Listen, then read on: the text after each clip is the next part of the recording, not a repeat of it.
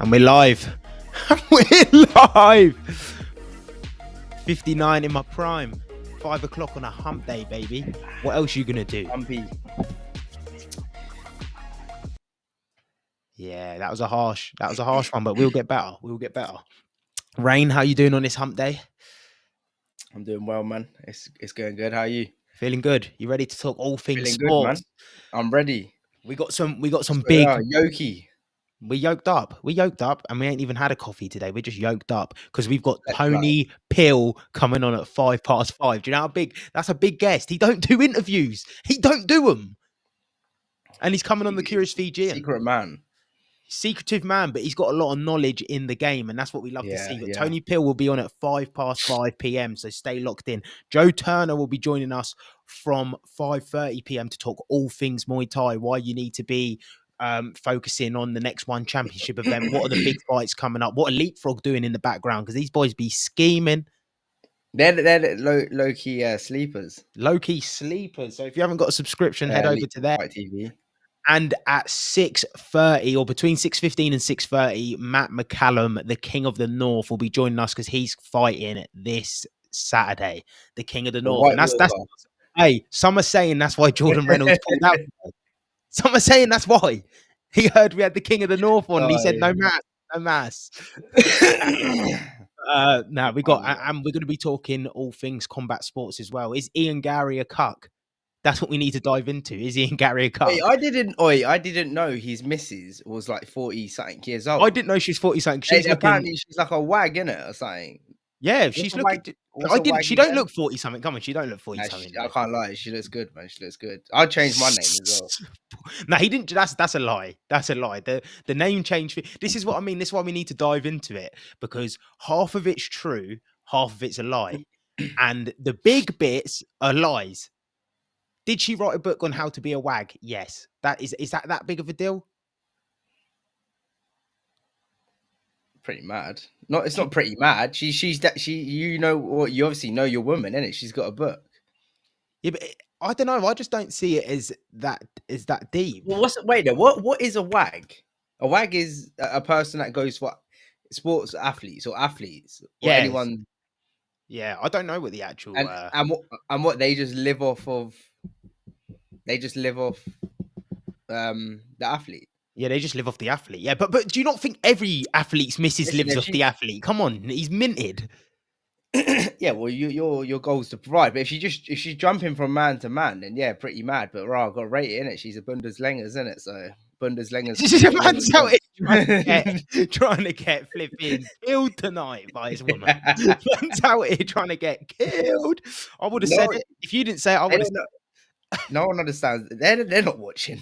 It's the boys, man. This is a Wednesday. This is where you fill up with the boys. Hey, we 5% women that watch this show. 5% women. 5%. 5%. They would agree. Yeah, but then 5% that watch it, they would agree with me. Bundesligas. We're all down. Yeah, she basically just wrote a book on how to be a wag. But I think it was a big deal in America because Americans, they don't know what a wag is. A lot of them, they actually have never heard the. I can imagine them as well. Wag. Talk about it. What's a wag? Yeah, literally. that's all I was seeing. When I was seeing people do these fight breakdowns and that, it's like, what's a wag? Then you got Sean Strickland out here just lighting your man up on the net. Lit him up. And then what was Ian like? Tried saying he's going to do a lawsuit against them or something like that. A lot of people think that wasn't Ian though. That his missus runs his Instagram or she's kind of like his she kind of does his speaking for him in a way on social media. Just to double check, she is a Bundesliga, isn't it? Yeah, look it up. I think I might be able to get. I don't know what her name is. Wag Ian Gary. Let me search this. Oh no, she's not a Bundesliga. I take it back, people. I take it back. Can I take it back? Book. I think she's. I don't think she was that bad. Actually, she's not that bad. She's not a fucking. I was thinking. I don't know. I saw her one photo and I was like, Ian Machado Gary, man. So why is his name Machado? What's her name? Because her name's Machado. She does not look 40. But someone said that it was a. What's her name anyway? Oh, I've got it here. Credit credit to. We will. Do you know what? We'll come back to it. We'll come back to it because I seen in the green room. We Bro, got the she's big dog. 14 years old. We Oh, got the here we big, go. big dog in the green room. The man who's just recently been over to France. The man, he doesn't do interviews. This was hard graft getting him on here. This was hard graft, and he's going to talk to us all things boxing. He's got 2 boxes out this week, and it is Tony Pill joining us today on the Curious Fijian. Tony, welcome to the Curious Fijian live show. Hey, evening, guys. Can you hear me? Yeah. You're good, Yeah, man. You sound good. Sound, man. You guys all good? Yeah. How you good, doing? man. How are you? All good, man. All good, man. I'm just outside the gym at the moment. It's freezing cold, but all good, all good. I just I want to touch on first things first with obviously Tyson, obviously massive fight in France, world title fight. How did the week go, and what was your experience like being there with her? It was, you know what? It was a great experience for all of us, really, and obviously Tyson. Obviously we went out there to win the fight. There's no doubt about that, and we tried our best. And I think in our eyes, in most people's eyes, we won the fight. But as an overall experience, it was great for her development as a boxer. It's really not, and I think she'll only get bigger and better and stronger and more defiant from it. I think. So overall, it was all good. Did she box to the game plan? Like, is everything you saw her doing, was that everything you'd planned? Yeah, I think so. Like I said to her, like as soon as the last bell went, I said I couldn't have asked you to do any more. To be honest, like everything we tried to do, we did. We tried to be on the front foot, and we were trying to. We knew there were going to be rounds in the fight that were going to be tricky, but we knew we needed to start fast, and we started fast. We knew that she didn't like pressure, and we knew we'd get hit some points in the fight because of the tactics. We knew we'd get caught at some points, but we also knew that we had to either knock her down, knock her out, or win every round convincingly, which is very hard against a world champion. So we knew we was up against it regarding the judges, but we gave it a good shot. Was she better than you thought? No, I don't think so. Oh no. I think we studied her enough to kind of know exactly what we was getting in with. Right. The first couple of rounds are you've got to be very careful because sometimes they might do something very different to what we kind of are expecting. She had no knockouts on her record, but that doesn't mean she can't hit. So we are very conscious of that. But once we were, to be honest, Tyson started very faster than we even anticipated. I think like we caught her, the girl, very early on, and she heard me say, "Look, and again, let's go." And she did it, and it was like, "Oh, okay." Like we found it a little bit easier to hit the girl than we thought we would. Mm-hmm. Yeah, and I thought the fight went exactly how we kind of planned it to go, to be honest. We thought we'd win. We're going to win every round, going to try to. And if we can come out with 6 or 7 of those rounds, happy days. And that's kind of what we did. Well, that's what we did, in my eyes, anyway. What was the actual week like? Because I see Tyson spoke to us straight after, and she said a few things went on during the week. Like it was sort of like they were trying to. She didn't go into anything. I don't know if you can go into anything, but were they trying to play any little mind games like that? Yeah, I think so. Like I think there was a few things like whether that I think they had 2 people there, Tyson and myself, who were very laid back, very much true professionals. Like we train hard, we do our thing, we don't let anything get to us. And they cut the things they tried, yeah. And there's a couple of things that just happened. Like obviously they can't be blamed for the Eurostar being cancelled on the way out there, Drew. Oh, did the Eurostar get cancelled? Well, just from the date that we literally got to St Pancras, and from the off, it was like, okay, this is like that. So that got cancelled. We got to the hotel late. We got to the hotel. They said, we don't have a room for you. Was like, you create what you're talking about. What? So they stuck us in a hostel across the road, which was the most bizarre place I've ever stayed in. And we looked at each other and was like, well, it is what it is, Jamina. And we just got on with it. And from that, and then the next morning they banged on our door and told us we had to go and do a blood test at 9 a.m. at a clinic up the road.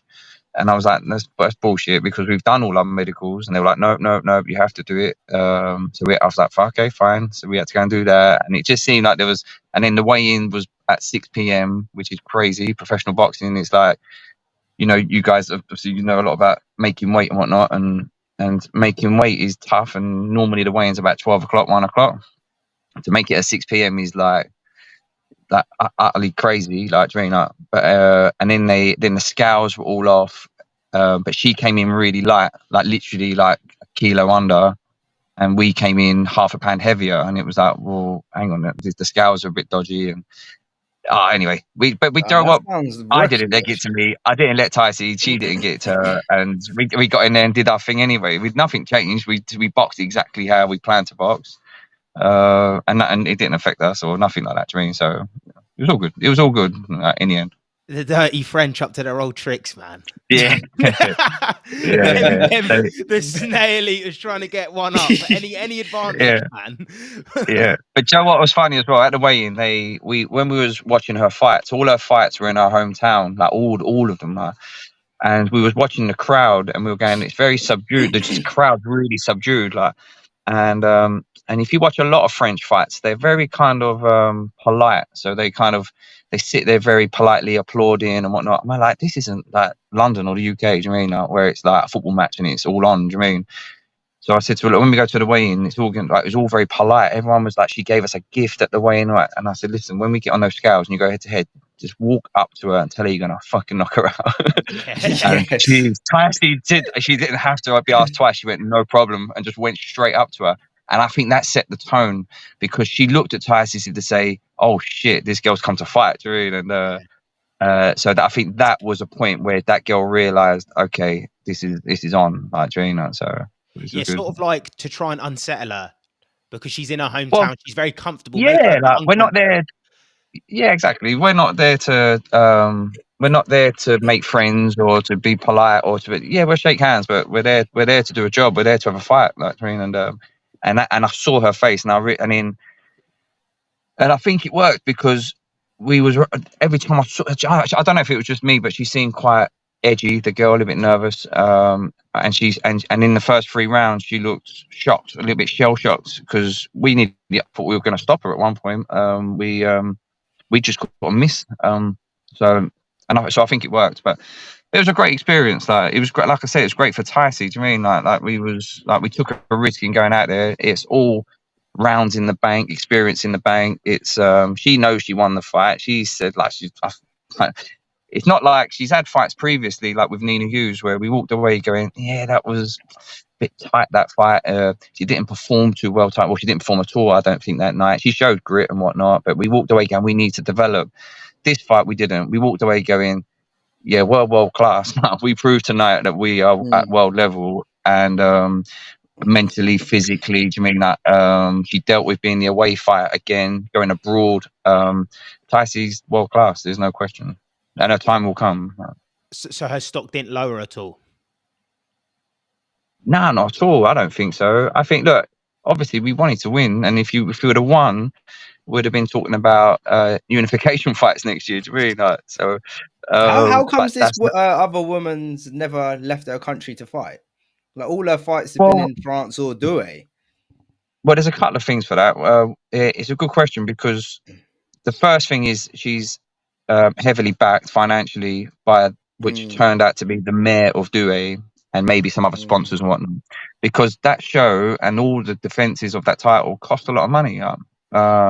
So they sold 1,000 tickets at 50 euros a pop, or some of them are 25 euros a pop, whatever. That's nothing. They're not making any money. So it didn't make sense. But then when I got there, I realized, oh, okay, these people are backing her. Okay, that's the first thing. The second thing is the way the mandatories work. So that she's not been set a solid mandatory yet. So that was a voluntary defense of her title. So I believe the next fight will be against Ellie Scottney, where she'll have to come to London. But yeah, she's yeah. So, but I've approached the WBO to say, like, look, I just want to look into the scorecards and whatnot, and just have a little look and just see, like, if we can get Tycee next year at some point made mandatory to me. So we're going back and forth at the moment. So I think next year, I think, look, Ticey's, there's no rush. Ticey's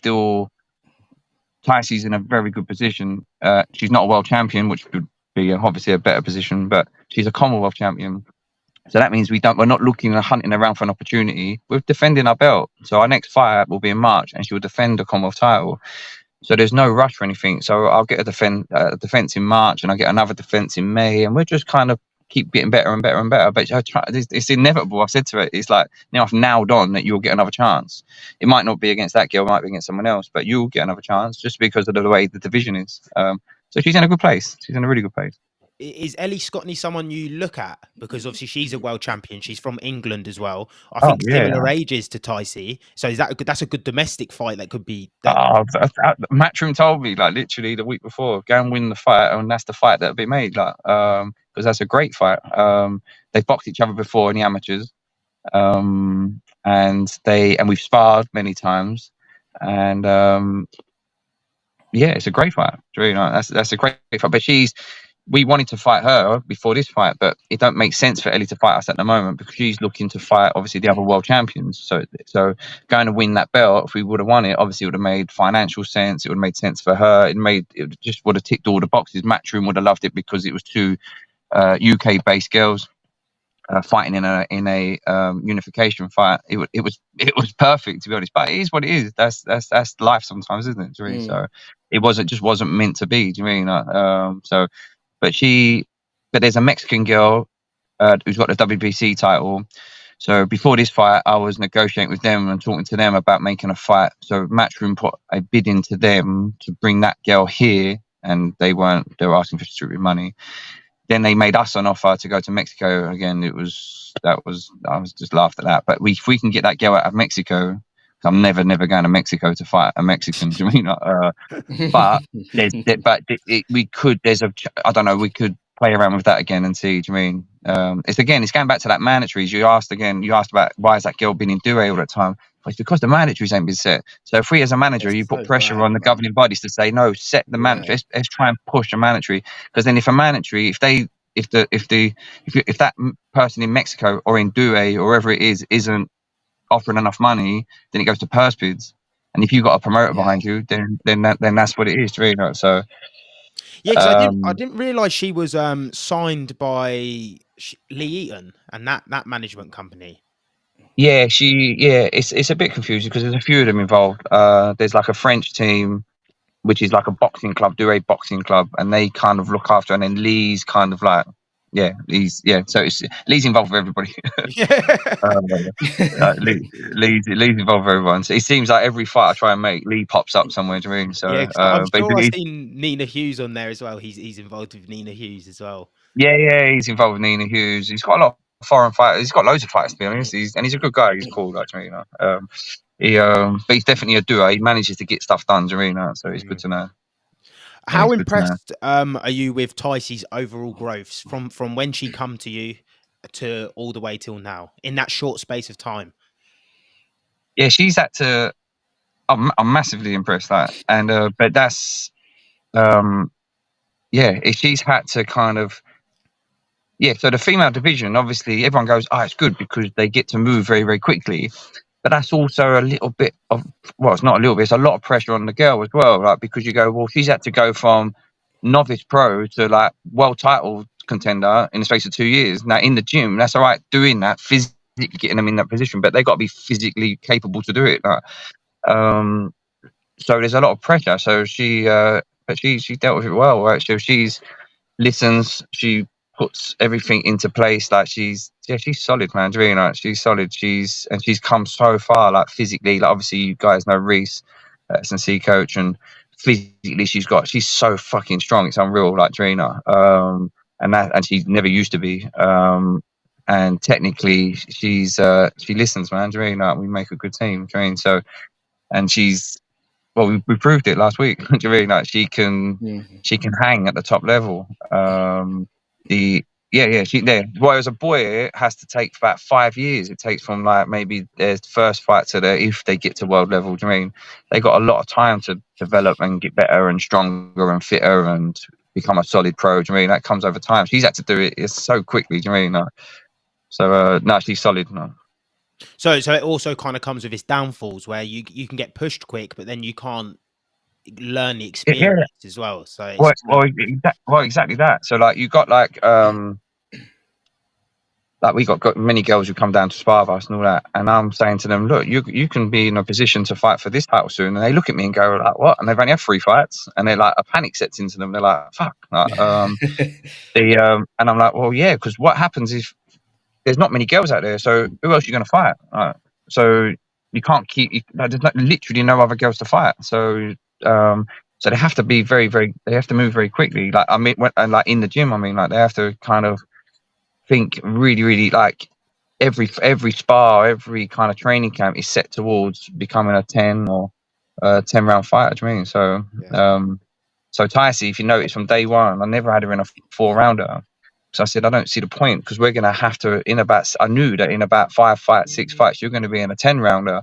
So we ain't got time to mess around with 4 rounders. So I threw her straight into a 6 rounder. And she's never done anything less than that to me. So does because I know you went on the warm weather camp as well to start the camp off. Is that something? How good, how beneficial is that for the camp? And is that something you want to do kind of with all your fighters now? Yeah, it's not the easiest thing to do, like because obviously financially and it's but yeah, it was fantastic to be honest. Like you just want as a coach, you just want time, as much time as you can with them, and you just want to get into their heads as much as possible and try and implement exactly what I'm thinking in them. Do you mean like, and that takes a lot of time. So and trust as well. So although we went out there to get physically fit, which we did obviously, but it was more to spend time with her, that she realised how much I watch boxing as well. I don't stop watching boxing. And we just watched boxing. Literally, we just watched boxing and spoke boxing. But I think to the point where she couldn't give a fuck anymore about boxing. But we watched this girl. We're watching her fights. I was going, we're going to watch you. We're watching her, Tyson herself. We're watching her. We're watching the girl. We're watching every fight you can think of, and it worked because we came back and she said, "I'm ready to fight," and I went, "Well, yeah, we've got 8 weeks, but yeah, that's cool."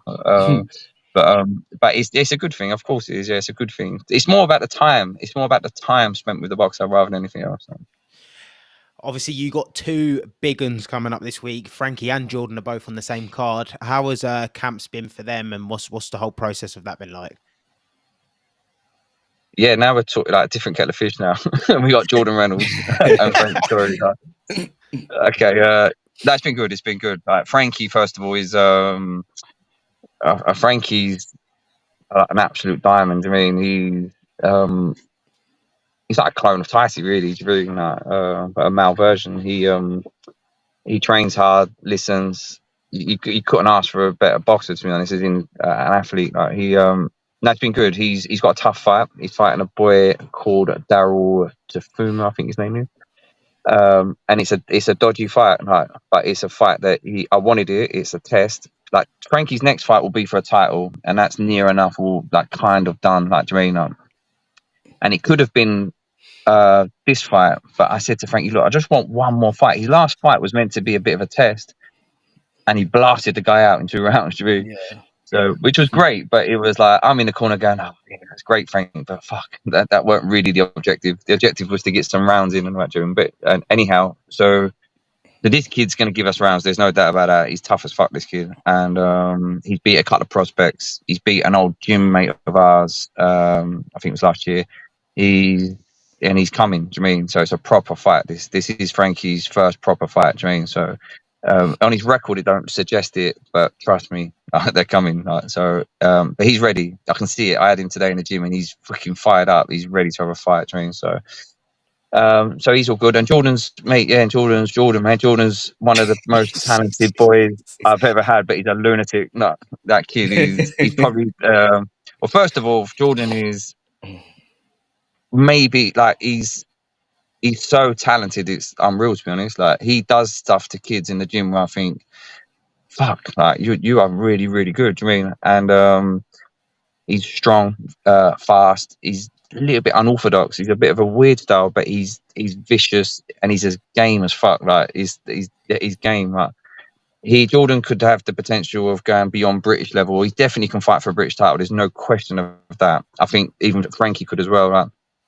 Jordan, I don't know. Jordan's got something about him that is he's special, man. You know. So, but he's got a tough fight on Saturday. He's got a tough kid. The kid's tough. Comes forward swinging. But Jordan's he should be okay. And then next year, Jordan, hopefully, I'm trying behind the scenes, trying my best to try and manipulate something for him during that for next year. Where, how do you like measure the fighter's sort of ceiling? Like, is it from stuff they do in the gym? Is it from mentality? Is it stuff you actually see on fight night? How do you actually personally measure where you think they can get to? Yeah, well, there's a couple of things. First of all, they need to know as well. So you have to be realistic. So you have to tell them exactly where we think we are, and sometimes that's just obvious. Like you look at the rankings, you look at the current champions, like area champions, English champions, and whatnot, and sometimes you just physically you go and spar with them, and you kind of see where we're at doing that. So and then it's a gauge in a sense of, and then you go, okay, right, this kid can get to Southern area level, this kid can get to British level, English, whatever the level might be. Sometimes they surprise you, sometimes they don't, but I think you can predict. I think I'm good enough to predict if a kid can fight for a British title or not. And that's by watching them in the gym, watching them spar, and just talking to them, being around them, knowing their mindset. And there's a load of things, obviously, that kind of comes together to become a boxer. But above British level, I think it's very hard to predict that. I think it's a lot tougher to predict that. So, like, you got someone like Nigel Benn. Nigel Benn didn't think he was going to go past Southern area level, and then like dominated the middleweight division in the world. Like, so, I think it's hard to kind of go beyond that world level to see, beyond that British level. But yeah. So, but I think you got two boys there, Frankie and Jordan, who I think in their divisions can 100% compete for British titles. And that's you're talking, that's high level, like, you win a British title in most divisions in this country, it puts you in the top 20 in the world or so. So it's like, it means to win a British title is very significant. So is that just because the pedigree in England is so high and in the UK and in them divisions? Exactly. So like if you're comparing it to, say, another lesser boxing country, I don't know, if you're a champion of, I don't know, some random country somewhere, like, or you're the champion of Britain. Champion of Britain is something to me. Like that's like on par with being nearly, anyway, as like European champion. You got British champion, European world champion. So yeah, the quality is very, very high to me. And they both sparred. Like, so Jordan sparred with Denzel Bentley. I know he lost recently, but Jordan did 3 or 4 spars with Denzel Bentley, so he's a British champion, and we did very well. And we showed that we can hang there for sure.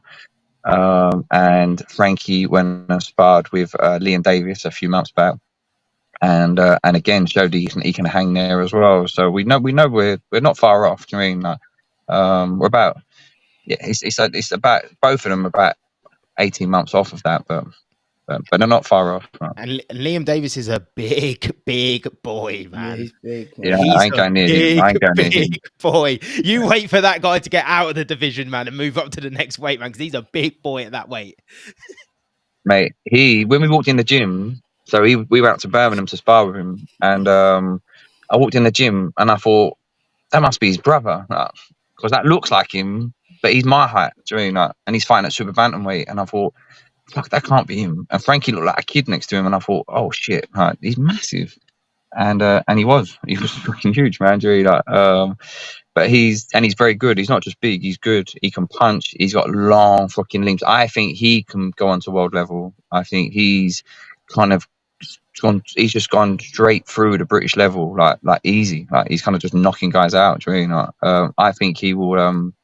He'll go onto world level, I think, quite easily. I think, from what I've seen in the gym and obviously in his fights. So yeah, Frankie, I won't let Frankie near him. Don't worry about that. Obviously, I'm not going to keep you long because you got questions to get on with. We do have a few questions that people actually put in. Go on. I'll let you guess who this one's Ignore the ones from Jordan. Why does Tony teach us the Millwall feint in boxing? Yeah, Jordan. Fuck off. No, but we got one here. What's Frankie's best attribute? That's a good question. Frankie's got many attributes. That Frankie, I get them all to watch different fighters that I think suit them, and I think Frankie is the one in the gym that can kind of emulate about 3 different boxers. So you can watch Frankie and on different fight nights, and you'll see 3 different styles. Now, I think my favourite style, although I like him being aggressive, hitting the body, and being a bit of a Ricky Hatton, like he showed in his last fight, you're going to see a little bit different on Saturday. But I like it when he's elusive, and I think one of Frankie's best attributes is being elusive. And a lot of people might find that strange because they think of him being this aggressive kind of come forward fighter, but that's not actually his best game. His best game is not getting hit and spinning and making guys dizzy. And hitting everyone like a little bit of a Lomachenko style. I love watching him box, man. He moves. His movement, he flows. That's right. But he's aggressive, and which I like, obviously. But I like it when he's under pressure and he's turning and spinning and making guys miss. And that's when for me, that's the best Frankie. So I'd say his best attribute is that kind of elusiveness, and his footwork. Yeah. And we got another one here as well. Will there ever be a chance we have a card in Luton with the 3 boxers you have? Do you know what? We've been so close to doing it. Do you know what the problem is? A venue, like a good venue, because they do it in, I forgot now, so long ago. I remember talking to the venue. I forget what it's called now. The venue. But there's no venue. Unless I have another look. But if we can find a decent venue, we're talking about the Dunstable Conference. That's it. Sorry, that was it. The Dunstable Conference Centre. And it's not that big. I think if we put those 3 guys on, they could be in title fights. Like Tyson could defend our Commonwealth, Jordan could be in something special, Frankie could be in something special. We'd sell a lot of tickets, do you really know? So we need somewhere that's more like 2,000 people, whereas the Dunstable Conference Centre is like 700 people. It's like don't really make sense. You don't want to just do it for no reason. It needs to be special and it needs to be big. It needs to be big. That's right. I do think that if, like, you could do, and everything has to align correctly, like, do you mean, like, but it'd be a shame you couldn't have a show at Luton Town Football Club, right? And I promise you, it could work. But you just need the right headline fight and the right guys all involved. Like, you got your Linus, obviously, Jordan, Frankie, Tyson, do you mean, I think it'll be. I think it could work, but it has to be for a big, like, British title fight or something. So yeah, I think it could work, but you need a big promoter to do that. So yeah. But it could work. It could work. That does get. If you find another venue, if you find a venue that's 2,000 or 3,000, I'll do it next year. I'll do it. I'll promote it. I just don't think there is. I don't think there is a venue. There isn't. There isn't. That's the thing. That I searched. I even got the guys to have a little look. There was a couple of nightclubs and all that, but it was nothing. They weren't big enough. Right? You have to do it in a field, Millwall style. Oh, mate, that's a proper fight, mate. The tickets are free. All we do is send out a WhatsApp message. Tony, it's been thank you for coming on, man. We really appreciate it. It's been that's my pleasure, guys. It's been good to get your perspective on a few things as well. Obviously, we speak to the boxers, but actually having you come on and give your opinion from the coach's point of view, I think it's really important for people to hear. Yeah, my pleasure. And in future, man, we'd love to have you on a pod because I'd love to dive into how you started fighting and how you come up, and obviously the management side of it. Because obviously he's not all singing and dancing. He's the man of many trades. Yeah, man, I've got a jack of all trades, mate. That's about it.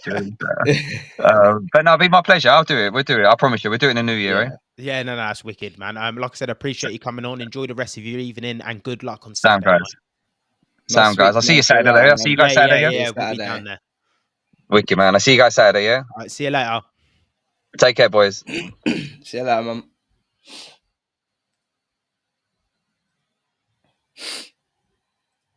That was Yoki. That was Yoki on toast. That was good to speak to him, man. It's Now good to you see speak to him. where their mindset. Yeah, I Huh? told you about him. He's an easy guy to speak to, and he's clued up. Like, he's the first guy that said to me, before we bring in Joe Turner, he's the first guy that actually said to me, when after Jordan's fight with Matt McCallum and they just had a war, he turned around and he goes, "We're never doing a fight like that again, because a fight like that for minimal money, no titles, nothing on the line, you've just taken years of your career for no reason, no benefit, no nothing.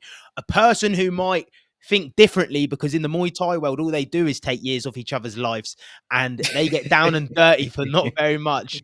The next guest coming on is Joe Turner, ladies and gentlemen.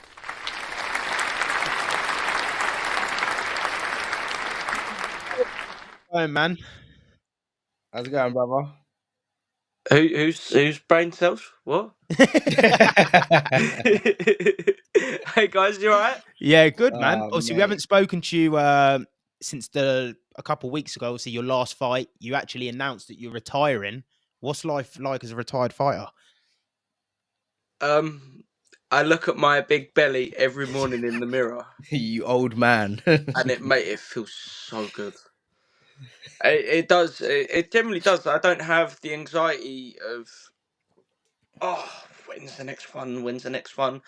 Or the pressure of, I have to get to the gym and train 200 miles an hour this evening. I go to the gym in my own time. I get to the gym, have a coffee with everyone, with sugars in, not sweeteners, and like not have to worry about calories. I can train the kids. I can do PTs because I don't have to go running now. Like, I still exercise now to keep my health up, obviously, but there's no stress of it all, and it's nice, man. Sounds like you're enjoying things. That is the word Taking I a was step. like, yeah, it is, man. I think I was, in a way, waiting for this for a while. And then the constant, when you back, made me go back to fighting again. I said it the past probably 2-3 fights. Like, I wanted a break, and I just kept fighting, and I never really knew why. And you guys, obviously, anyone would know. Like, when you're in a training camp for a fight, the last thing you should be thinking is, "Fuck, should I be doing this?" You should be 100%. I was having them thoughts, and that to me was a sign of, right, we need to knock it on the head for a bit, because this is what you really want to focus on. And yeah, I can honestly say, hand on heart, now I've said and kind of spoke what was on my mind, the peace I now have in my head, and how happy I feel in general, just in general life. I feel like a weight's been lifted, man. Like, and I feel like now I've said I wanted to retire, as in I don't want to fight. People have stopped asking me when I'm next fighting. Like, I don't have to now worry about that constant being pestered, if you get what I mean. Yeah. Do you think it's sort of closed forever, or do you think it might be something you go back to later on in life? It's always going to be a massive part of me, like always. And I think the reason why I hated fighting so much was the dieting. Everyone hates it, don't get me wrong, but my lifestyle at the time on a building site, etc., which I'm no longer on, but we can obviously talk to that about that in a minute. I couldn't cope. My stress levels were through the roof every single day. I was fighting against people that are training twice a day, got more time to train than me, and I felt like I was just constantly being late for everything because I was working for people, then trying to financially stay stable, trying to run the hubs, obviously doing what I was doing with Leapfrog. I couldn't do it, and I was just stressed all the time, and stressed on fight camp is not what you want. It smashes your camp to pieces. It just makes things a lot harder for you.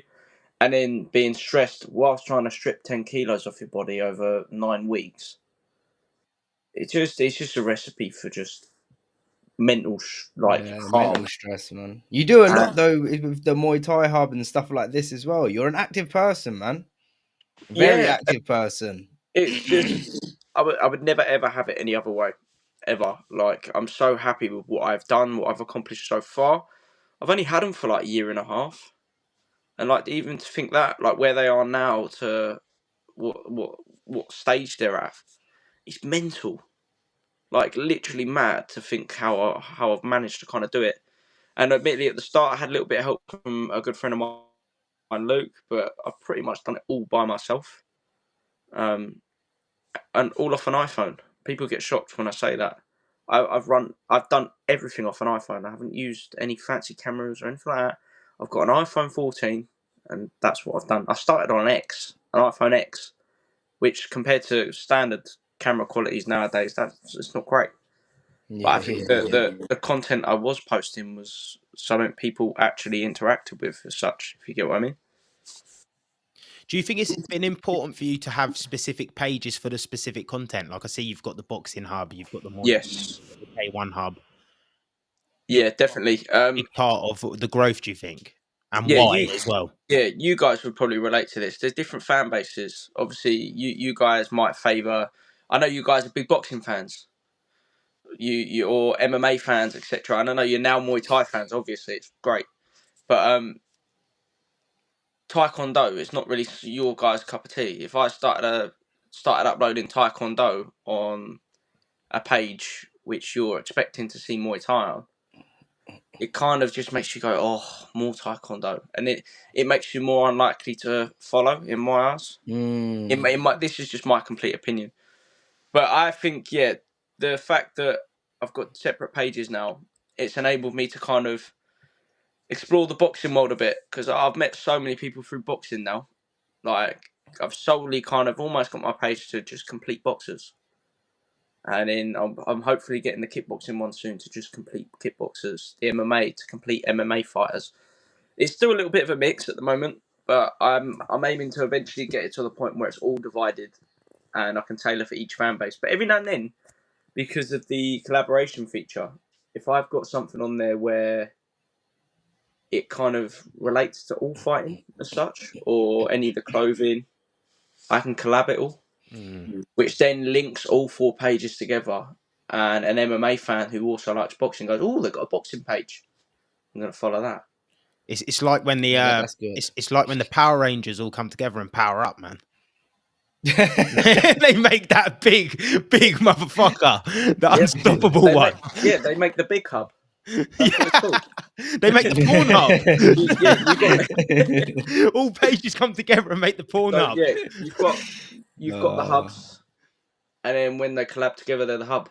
Yeah, that's how I see it. Yeah. That's how I see it. I'm with you. And then obviously every now and then I advertise it on my personal one. But yeah, that's it really. I'm over the moon with where my life is at the moment. I think everything is just brilliant. UK Muay Thai, kickboxing, boxing scene, and even the grassroots MMA, mate, they are killing it. Yeah, everyone is killing it, and everyone's on the rise because there's more media coverage. And we are going to get onto that as well, because obviously we love having you on. You're a great analyst. You're great at talking about sport. You have a good understanding of everything. So we do want you here most weeks when we're doing it to give us all the news on Muay Thai events coming up, or any sort of events you're involved with. Obviously heavily involved with Leapfrog. You work for them now, so you're at all these events. What are some big shows that people need to be on the lookout for? Or some big shows that you've been to recently that are like, yeah, I need to talk about this, or some big fights or big fighters or anything like that? So obviously, Muay Thai. Is this just Muay Thai wise you'd like me to talk about, or Yeah, let's go Muay Thai. We'll go Muay Thai. Go Muay Thai. So obviously, I was at Raw Fighting Championship. Sorry, it used to be called Raw Combat. Back in the days where I was on it, it's been around for a long, long time, and the promoter is Christian Knowles and Katie Knowles. These guys have been around the sport for donkey years, like years upon years, a lot longer than I have. Christian Knowles, obviously worldwide known as the guy that trains Jonathan Hagee and owns the Knowlesy Academy. The guy knows his stuff, and him and Kate between them are amazing matchmakers, like incredible matchmakers. And they put on a card every single time that amazes me, absolutely amazes me. And when I was given the option to go to Raw, and they were like, right, Raw needs someone to go to it, I was like, yep, me, because it's just full of everything. I said it on the interview I did with Danny Kendrick. It's full of knockouts, exciting bouts, title bouts. You've had Haggerty on there before he went to one. Like, that's the kind of fighters they've got on Raw. They've got Chef on there. They've had Linda Knowles on there, who's the former WBC heavyweight champion of the world. Like, that's the standard of fights you deal with. But they also have grassroots on there as well. So it's just amazing. You've got grassroots fighters, and then your headline events are literally one championship fighters. And then on the same day, on Saturday, you had Road to Combat Fight Series. Obviously, Combat Fight Series, a show you guys have been to yourselves. You know how good Rory is as a matchmaker. Mm-hmm. This was more of a Road 2 show, so I think he only had a couple of pro fights on there. But again, knockouts galore. Like, he had junior fights at the highest level, and then he had Tyler Hogan and Taweb. Taweb fighting out of the Pride Combat Athletics Academy. Apparently, these two were going at it, and then I think Tyler put an end to it in the later rounds. Tyler Hogan's one of them that's just clearing up at the moment. Absolutely clearing up. He's beating everyone in front of him. He also said about fighting me, but I'm retired now. He's called out. Big belly. Called out the boy. But no, I've got a lot of respect for Tyler. He's one of those. He likes to sell his fights. He likes to promote. He likes to just get in there and have a fight. And I've got a lot of time for him. I've got a lot of time for anyone like that. Like, they're just trying to make their fights. Yeah. So going back to it, Combat Fight Series, there was a big knockout with a lad from Marnatall's gym. Yeah. Big head kick knockout that was posted on Leapfrog. This weekend, you've got Ronin coming up. This weekend coming. Yeah. That's a great show. It's got K1, I believe some boxing, and Muay Thai on it. That's a brilliant show hosted by a great friend of mine, Jeremy Bailey. That's live on Leapfrog and free for members. Or there is a pay-per-view option available, I believe. But again, it's just available at your fingertips. That's a show is quite close to me as well. I've judged on that quite a few times in the past. His cards are just entertaining, is the word I would say. He's got it all. Literally, good quality cards with just brawlers that just love to ignore the points, ignore the scoring, and just go at it. And for a fan, even an official, it's just carnage, and it's amazing. I like what a time to be a fight fan. What a time to be a fight fan, especially now with Leapfrog doing what they're doing. Close to Christmas as well, getting these big shows out there. People are sort of chilling at this time of year, sitting back saying, shit, TV's kind of dead right now. What are we putting on? Straight on Leapfrog Fight TV, man. You can watch bangers galore. And you can link it to your TV and things like that. Because it is now on an app. That's where it's perfect. Yeah. How can you link it to your TV? Yeah. Yeah, because obviously if you've got an iPhone and you're on the app, yeah, you can share screen. There's a screen share button. Oh, okay. Literally ping this up, done. You've got literally a night in sorted for $6.99 a month. It's like 20 something p a day. It's like 22 pence a day. JT's putting you on game, man. It's like yeah, it's just mental. And then obviously aside from the Ronin, we've got two other shows on Saturday as well. So if you don't like the Muay Thai, the boxing's there. Like, the amount of boxing shows Leapfrog's got on there at the moment is mental. Yeah, they're doing a lot of boxing shows, aren't they? Yeah, it's because the boxing guys are seeing the future. They're seeing it. Because it is, like, Leapfrog are giving people stuff that no one's ever done before. And I'm not just saying that because I'm employed by them now. Like, they generally are. The proof's in the pudding. Anyone that's worked with Leapfrog has been, like, amazed by what they're doing and what they're giving back. Like, the guys at Raw were literally like, wow, this is brilliant. They've got a higher level stream. Myself and Kian's very good on the clips. So Kian was doing the clips. I was doing the interviews. You've got higher standard, great interviews that have now been all edited, because that's now my job to do. They've been edited within a couple of days. They're all ready to post. I just haven't posted them all yet because I didn't want to spam everyone. Kian's got the clips all done. Like, it's all done because it's our job to do. And there was 15 staff members out doing the same thing just on Saturday. Yeah, that's good, man. They're like, they've grown like a whole army now. Like, Yeah, but that's within the space of a year. Like, from when we met them to now, it's like their team is like boom. Yeah, and that's what I mean. That they generally are the future. They're doing things that, and I give credit to anyone that's helping promote the sport. Like, brilliant, amazing. You're doing a great job. Keep going. Keep doing it. But promotion wise, like any promoter that's worked with Leapfrog has just been blown away by what they give, because we are helping the sport, we're promoting the sport, and we're doing it whilst giving back. We're not draining the promoter of loads of money. We're not doing that because we're not in it for that. We're not in it for the money. We're in it for the long run. We're in it to get the sport to where it should be. And we're not talking about just Muay Thai with that. We're talking about grassroots boxing, which you guys know. You've got loads of guests on here that do boxing and stuff like that. Mm-hmm. Grassroots boxing, everyone has to start from that grassroots level. You've got the Jonathan Haggertys. You've got, bloody hell, when Floyd Mayweather had his first fight, it weren't at the bloody big casino in Vegas, was Yeah, it? yeah, Like, yeah, yeah. you have to start somewhere, and if you can get an interview with these guys from the get-go and give them that push to stay in the sport, keep going, get that footage of them when they're completely at their amateur stage, like you've got so much content for them. And it's relationship Yeah, building as well. You've built a of relationship up with course. them from the ground up. Do you know what I mean? When no one else was sort of trying to give them interviews, no one else was really paying attention to them, really. No, well, Alfie Pierce is a great example, and this is where I think Amir from Leapfrog showed his true kind of intentions. When Alfie Pierce was having one of his first ever fights, no one interviewed him but Amir. Amir interviewed him, and then when Alfie was fighting on the main event of Rajadam Stadium, which is one of the highest accomplishments anyone could ever do, was the only Brit ever to contest for a British Rajadam Stadium title in Thailand. No one's ever been able to get that, ever. Yeah. That's like unheard of for a Brit to be doing that in Thailand. Amir was the only one with footage of Alfie in his early career. Like, It's mad, man, isn't it? but that's it. And that's nothing against anyone.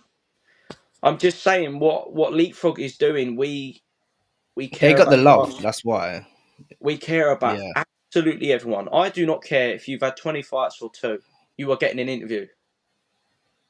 The thing is, you make the fighter feel special as well. Yeah, and I'm not just the one that thinks that. It's every single person that's a part of Leapfrog. We all think the exact same, and it's one of those things where right. If you don't want to do the sport in 5 years, fine. But here's all the memories to go with it. If you want Yeah. to, here we go. Here's all the materials. Here's all the content you need to advertise yourself to the highest possible level to make your account look as professional as can be, to get you the sponsors you need, to get you that exposure you need, to build you that fan base you need. There's so many things that Leapfrog sets people up with that they don't really think about. They think we go to shows, film stuff, go home, and post it up. Like, we're not doing that. We're building foundations.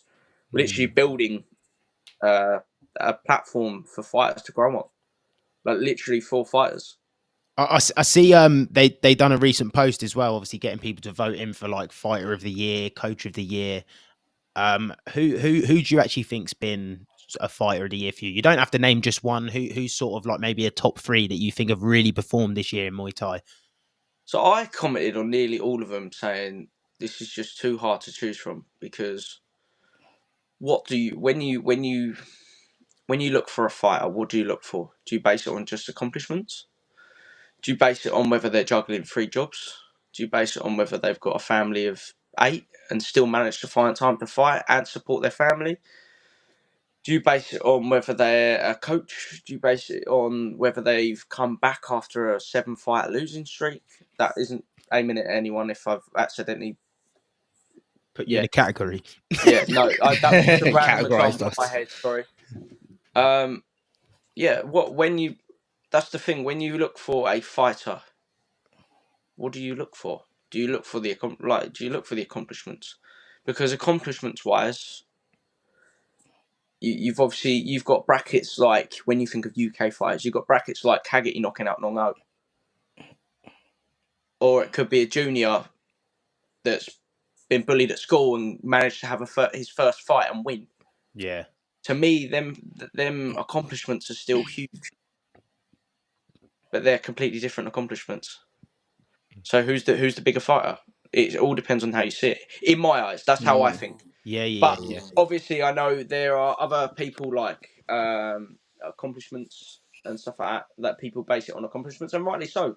There should always be a top boy. I'm a big firm believer in whoever's at top should get the gold medal and stuff like that, because that's true. That's what. Otherwise, it wouldn't be worth aiming for as such. But yeah, I'm a very big believer in everyone should be praised for their own accomplishments and for achieving stuff that's hard to do. That's my answer, because I haven't said any names there other than Haggy, really. So I can't be done for being biased. But yeah. Who's what? How far do you think Tom Kirk can go? Obviously, we had him on when we had you on. Obviously, he's been on a tear this year as well. You've done sparring with him. How far? Where's his ceiling? He is going to take the world by storm, and I'm not saying that because he is he's honestly one of the nicest blokes I've ever had the pleasure of being punched by. Like, he's genuinely so nice. It's so weird. Like, you watch him fight, you think this bloke must be such a horrible person because of how much he just tears through people. And I don't mean that as in a horrible person in the way he acts or anything like that. He's just vicious. He just knocks people out, and when he knocks them out, they're out. And then he takes his gloves off, and he's just a gentleman. Like, the bloke literally, he's so kind. Me and him were messaging each other, because obviously we both fought on Hitman. We were messaging each other, and I was going to him, Tom, what are you eating after this weigh-in, mate? I'm starving. And he was telling me what he's eating and all that. I can't wait to eat this, that, and the other. Like, we've spoke so much, and he's a fighter I've got a lot of time for. He's genuinely one of the nicest blokes I've ever had the opportunity to meet. And he's gonna take the world by storm. No one's been able to beat him. No one has been able to beat him. Yes, people have been able to land shots on him, etc., etc., but he's knocked them out. And that's He's a nothing against pit them bull, guys. man. He is. I remember sparring him and He is. thinking, like, I'm doing all right here. I'm doing all right. Bang! Jesus Christ! Like, his hands are just killer. Absolutely killer. Like, how he just hits you and you don't see it coming. Don't see it coming. The way he disguises everything, and his footwork's perfect. His hands are perfect. He's fast. He's powerful. He's got everything a fighter needs to be successful. And he's got the tools. He does. He's got the tools, and I think he's going to tear the world up. Literally tear the world up. 100%. Who's been a fighter for you? We'll say over from the last time he spoke to you. So any of the shows you've been to from now to then. So we'll call it your fighter of the month. Someone who on them shows you looked at and was like, wow, that was a great performance, or they battled through great adversity, or just in your own personal preference, what was your fighter of the month? Fighter of the last kind of. Oh, do you know what? I'm going to say two, and this is only just because they're in my head right now. I think Alfie Pierce deserves a mention. Like, the guy's moved over to Thailand by himself to follow his dreams. And what he's doing out there, he's just knocked out someone at Lumpini Stadium in the second round, I believe. Right? Don't hate me if it was the wrong round. I think it was the second. An elbow. He's one of those fighters that has literally given up everything to achieve his dream, and he's achieving it. And he's a dictionary definition of just follow your dreams and put 100% into it. Is he making waves in Thailand? Mate, he's clearing up. Like I said, he was contesting for the Rajadam Stadium title, which no Brit has ever been able to do. Like, he was about to make history, and unfortunately, because it was so close, he took the fight on such short notice, couldn't make the weight, so the title was not available. But mate, to even be like fourth by the tyres for something like that, mental. Yeah, he's And a then beast, man. Yeah, and he's only lost like one fight out of like, I don't even know how many fights the bloke's had now. I think he's on like, he's high teens. Because I feel Mate. like when he left England, he might have been on like 12, 11 or 12. Yeah. And He's touching 20. Yeah, I think he's had like 10 high fights teens. this year. Yeah. It's mad. It's absolutely mad. And my second fighter, I had him at the weekend. The reason I'm saying this is because he had a couple of losses, but from wars, which he just looked great in. And it was one of those where, unfortunately, Muay Thai, it's one of those sports where you're always going to have someone winning and someone losing. That's just life. But Mike Collier, lovely bloke. The Thai style he has, it's just beautiful. The bloke's legs are enormous. Like his thighs are. I called him Quadzilla. Yeah. His thighs were just like tree trunks. And he had a hard fight at the weekend. And every time I've seen him, he's fought on Combat Fight Series a few times down in Bournemouth, and he's always had a war. Always had a war, but he always just comes short. And I almost felt gutted for him because he's so good. And seeing a fighter that's so good just about lose out every time, I was gutted for him. And he got a really, really big win at the weekend. And he's just one of them blokes who just kept getting up and up and up. And he won at the weekend, and I was so happy for him. And that's nothing against his opponent. That's nothing biased towards him. I'm just talking about a guy that's managed to just get himself up off the canvas so many times and come back. And I think that's someone that everyone should look at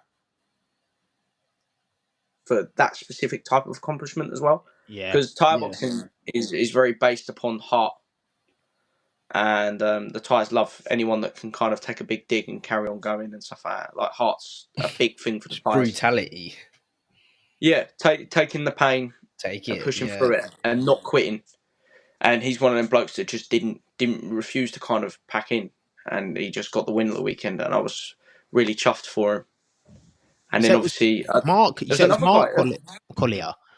Mike. You say Mike Collier. Shout out Mike Collier. Joe Turner's Fighter of the Month. Yeah, and there was another guy. Sorry, I'm going on, but another guy I know, Dan Morley.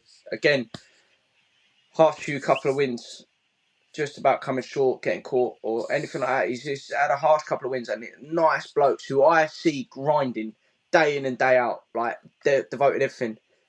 Come back first round KO at the weekend. Yeah, that's good, man. Again, this is nothing against his opponent whatsoever. I'm not saying I'm happy their opponent lost like that. I'm happy for him to come back after a loss because it's seeing someone come back through hell and come back to that happy place of winning a fight. I was made up for him. Do you know what we'll do as well? What we'll do is, because obviously the Fighter of the Month and stuff like that, you've named two, obviously. We'll put a poll up and we'll let the people decide on their fighter out of the two. Whoever wins, we'll bring them on the next live show. We'll do a Zoom with them. We'll talk about their career and how they got to where they got to. Yeah, amazing. So yeah, between then the we get another guy on. We get to speak to him. We get to talk about his accomplishments and yeah, man, it's a good way of rewarding him for that sweat equity. Yeah, so yeah, the options for me would be either Alfie Pierce, Dan Morley, or Alfie Pierce is someone we're trying to get a pod with. I'm like, as soon as he comes, I've been speaking to him. As soon as he comes, back into the UK, that one is well and truly lined up. But we'll go Mike Collier and Dan Morley. It's just because these guys just refuse to quit.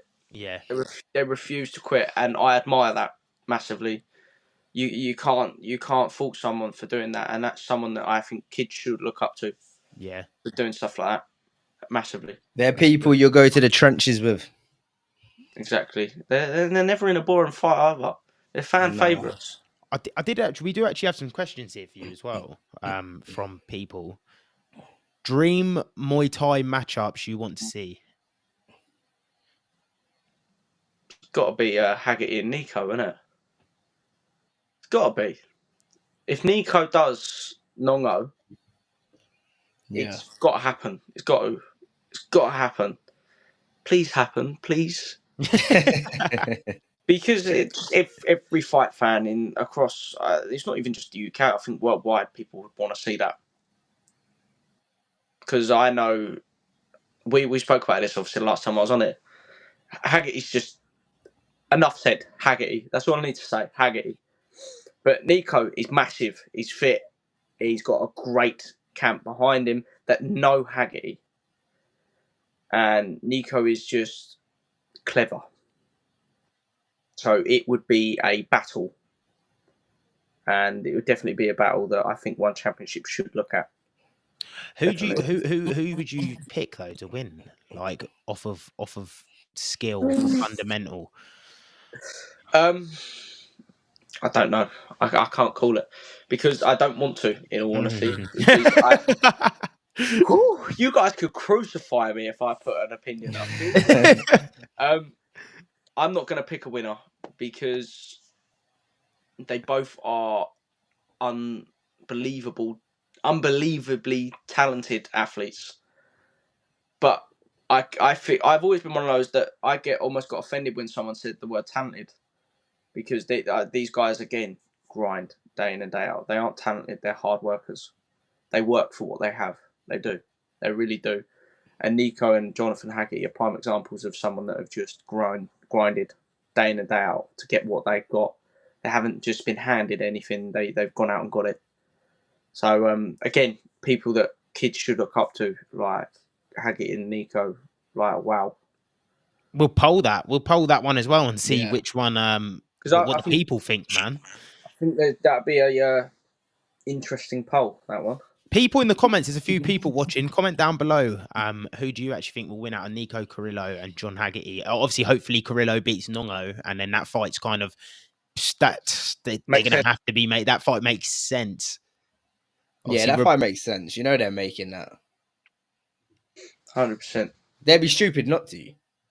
It'd be a money fight as well, because Yeah, of course, yeah. Obviously, anyone Haggerty fights is a money fight, but I think Nico brings the whole King of the North, the whole West Crown after he's had his fight and stuff like that. Like, I think they're two characters. They're not the most.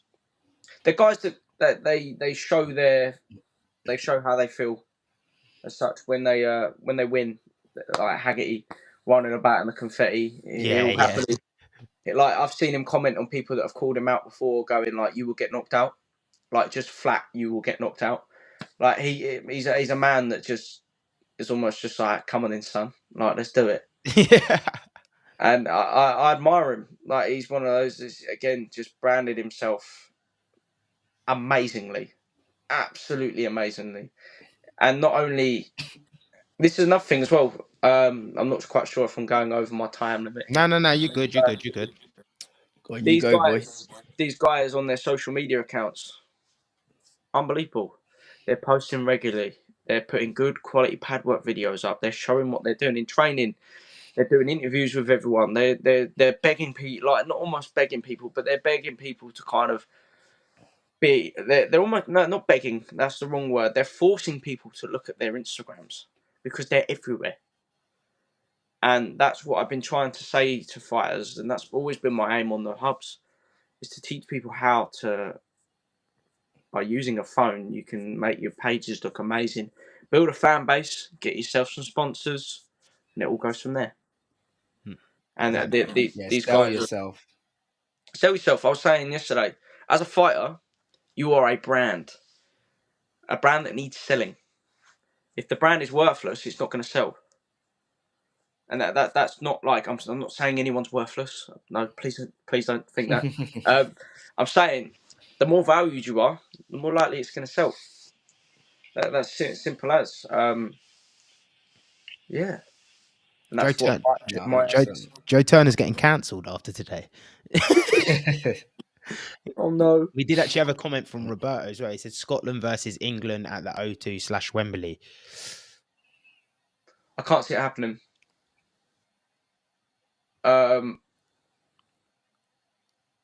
Because one championship could just fly them out, and I think they would. I think they'd have a bigger audience in Thailand.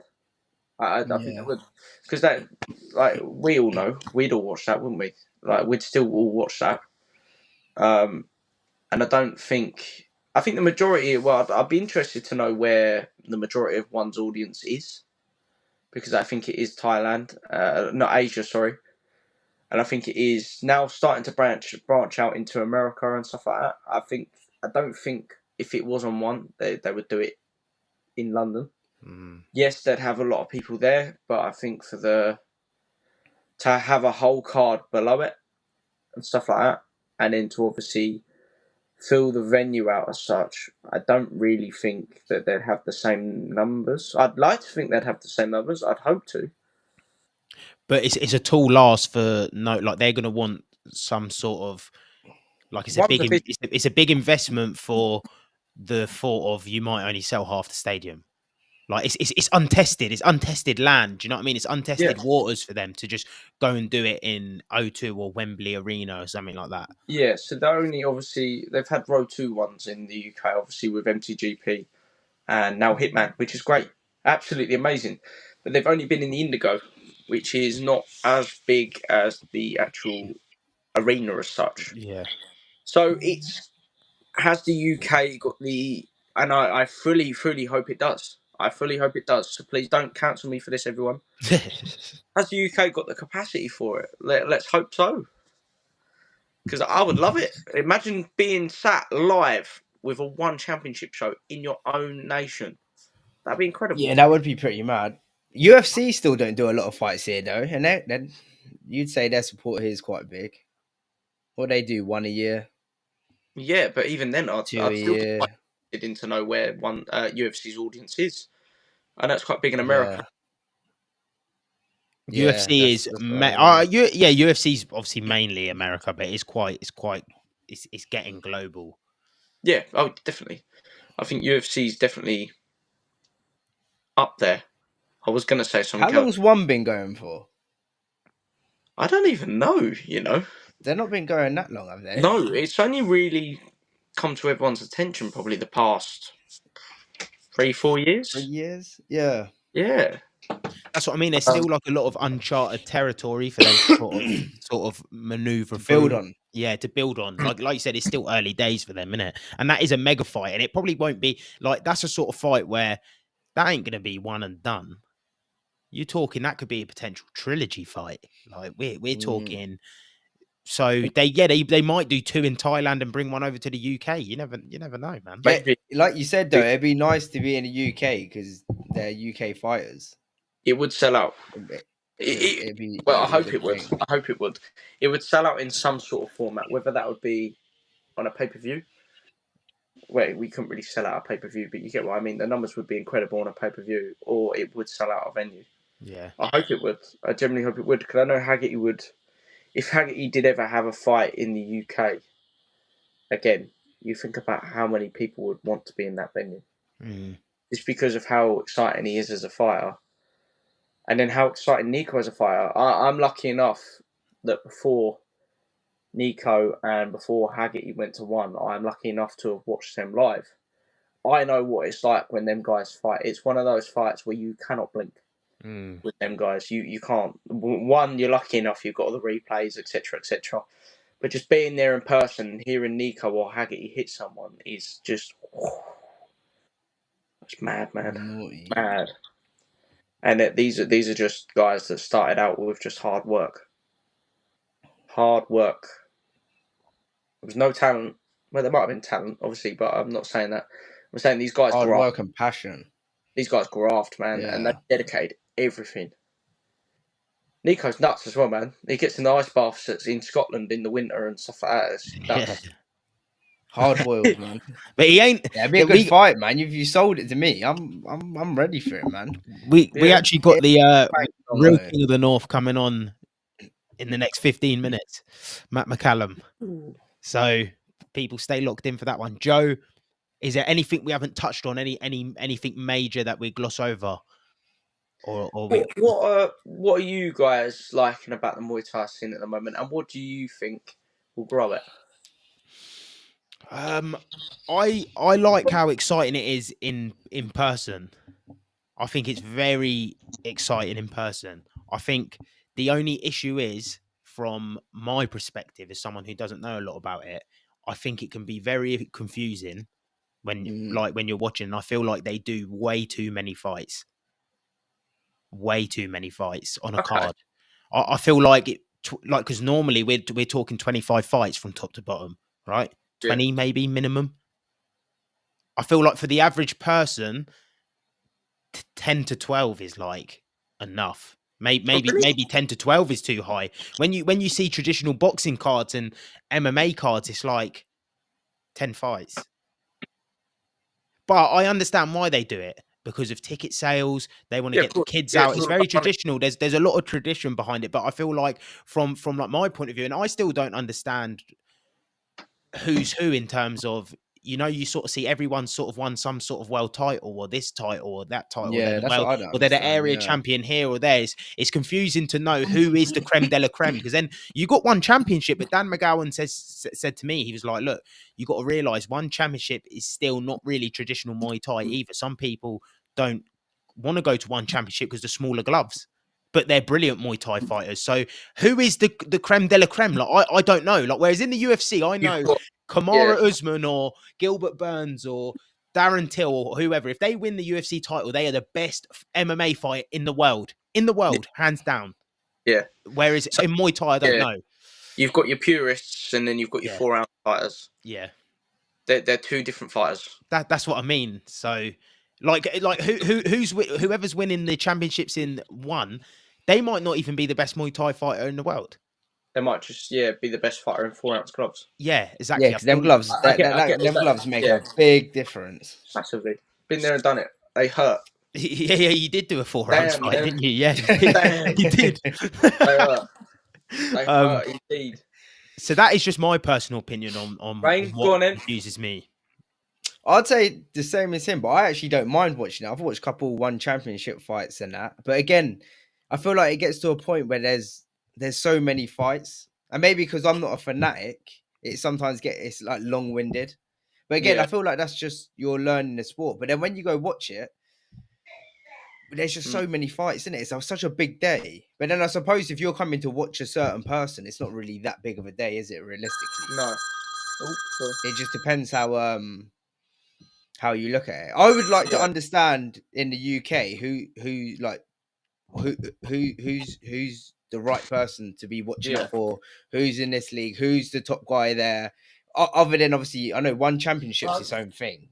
One championship be its own thing, but when you got all these other events on, it gets kind of confusing. Who there should be like a rank. Is there a rank? Who's the guy? There's UK rankings.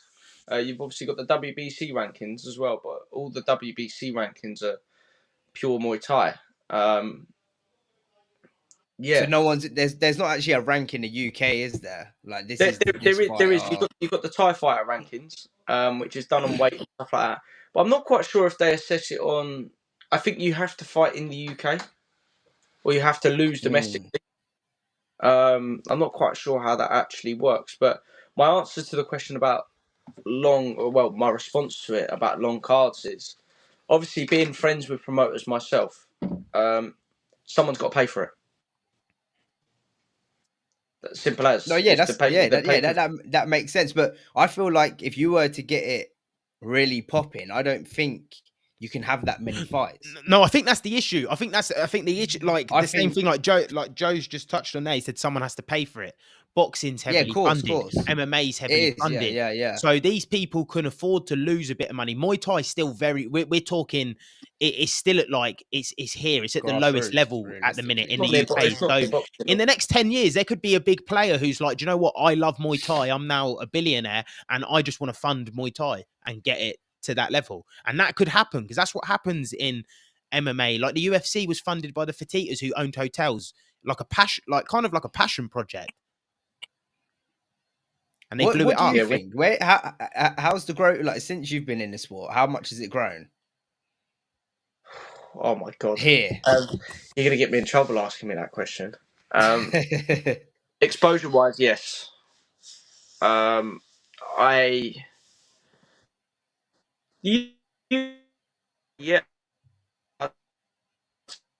growing. The opportunities are there, and people and companies like Leapfrog are putting it in the right direction by supporting the grassroots, because that's where we need to go, man. I firmly believe that the grassroots shows are where it's at because they are the future. Everyone started on the grassroots, and I think by giving more back, teaching fighters how to expose themselves and say, look, I'm fighting on this show. It's very important to me for these reasons that you come and support me. get as many people from their town as they can to come and support them. That then gives more money back to the show. That then gives the show more money to invest in future shows. The bigger the show, the bigger the money, the bigger the crowd, the bigger the fighters can get paid. That's why I originally started the pages, was to teach people how to do that. Teach people how to promote. Because there's a lot of promoters out there that don't promote. And if we have every single person that's involved in this sport promote, like literally, I mean, everyone down my road know about Muay Thai. Yeah, that's how you push it. That's why I love what Leapfrog Fight TV are doing, man. They are pushing it. Same for you, though. You're pushing it as well. Again, with your pages. It's the passion. Yeah. No, you've Comes got from love. got to throw it down people's throats, man, to the point where they're like, they know what Muay Thai is. Watch this event now. Like, kind of, because it is what we need. Because I've never met anyone that don't go to a Muay Thai show and go, wow, that was sick. Yeah. Yeah, that's what I mean. Getting them It there. can't. It's not like it can't be on TV because it is wild, man. Some of the fights are fucking wild, man. I'll come out of there like fucking hell. Choked up. It's brutal. Yeah, like, well, compared if you're looking at boxing or even sometimes MMA, like, this is brutal. People coming at each other head to head, kicks, punches. It's just like, this is what we come for: war, blood. I want to see blood, splatters, this, You wanna that. see- yeah. It's creative, man. It's You want to nuts. see people hitting the canvas, don't you? Yeah. Even Yeah.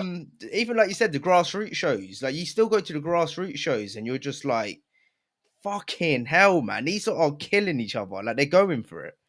You know what I mean? So yeah, it's a hard one. Like you said, the sport's just got I feel like with people like you and Leapfrog Fight TV, the sport will grow. It's on a trajectory of growth. It is growing, and you can see that by one championship. You know what I mean? I feel like human beings, we swing in cycles as well. And I feel like there will be a time and a cycle where Muay Thai is the thing. Yeah. It will be. Regardless, the next 5 years or the next 10 years, it will come here. Yeah. It's a fact. Promotion and people realising that things cost money without like expecting big money. So if you want a nice purse, you need to earn a nice purse as such. Of course, yeah. And I'm speaking like a promoter here. Who's going to pay for it? Like, kind of things like that. And also, make yourself more valuable. That's the one thing I try to say to people all the time. Make yourself valuable. If you've got an account that's reaching 1 million people a month, people are going to want to sponsor you.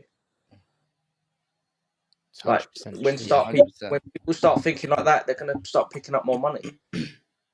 And that's for the people watching, man. Joe Turner's he's putting you on game. He's out here. He's living his dream. He's doing interviews. World level fighter. Joe, we'd love to have you on as well the next time we do one in a couple of weeks, if it's something you'd be interested in. You tell me when and where, mate, and I'm down. I love being on this podcast. It's my this is my home. It's like my home podcast. We want to make it. We love having you, man. You got a lot of passion, man. You love the sport, and that's what we love. That's what we're here for, man. But people, go follow all the hubs as well. I will, after the episode's done, I'll link them in the description, and keep following the right hubs. The right hubs. We're not talking about them porn hubs, man, because that shit will rot your brain. I'm talking. The boy's talking from experience. The hubs and Leapfrog. And Leapfrog Fight TV as well. Joe, thank you for coming on. We really appreciate it, and enjoy the rest of your evening, man. Long live the Virginia. See you later, brother, man. Thank you. See you later, boys. I'd just like to take this time to shout out our sponsors at Prime MMA. If you're looking to enhance your MMA skills and learn by one of the best coaches around, head over to Prime MMA now. It's as easy as clicking the link in their bio. Well, I'm just watching Mikey. 1 minute. We're live again. We're live again. I need to. I can't even see Mikey properly. People, after this ad break, I can just see him eating sweets. Mike's what are you doing down there? Me laugh, man. Was he just eating?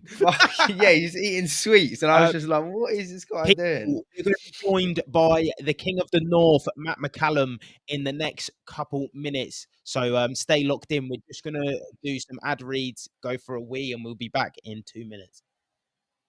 Just like to take this time to shout out our sponsors at Prime MMA. If you're looking to enhance your MMA skills and learn by one of the best coaches around, head over to Prime MMA now. It's as easy as clicking the link in their bio, selecting your class, selecting your purchase type, putting your email in, and then purchasing. With brilliant MMA and boxing fighters coming out of Prime, it's really the best time to start your MMA journey now. Head over to Prime MMA and let your mixed martial arts journey begin. Just like to take this time to... Hi, I'm Bruce Buffer, the voice of the UFC. Are you looking for a DJ for your MMA, boxing, or combat sports event? Well, I've got incredible news. 1981 Events are your one-stop shop for the best combat sports DJs, spreading its services to anywhere in the UK and beyond. 1981 Events will make your event a reality with a team of highly versatile and experienced DJs and a guarantee of professionalism, quality, flexibility, affordability, and services custom made just for your event. What are you waiting for? Contact Darren Jones today on 0786 110 5372 or visit their website at www.1981events.com because it's time!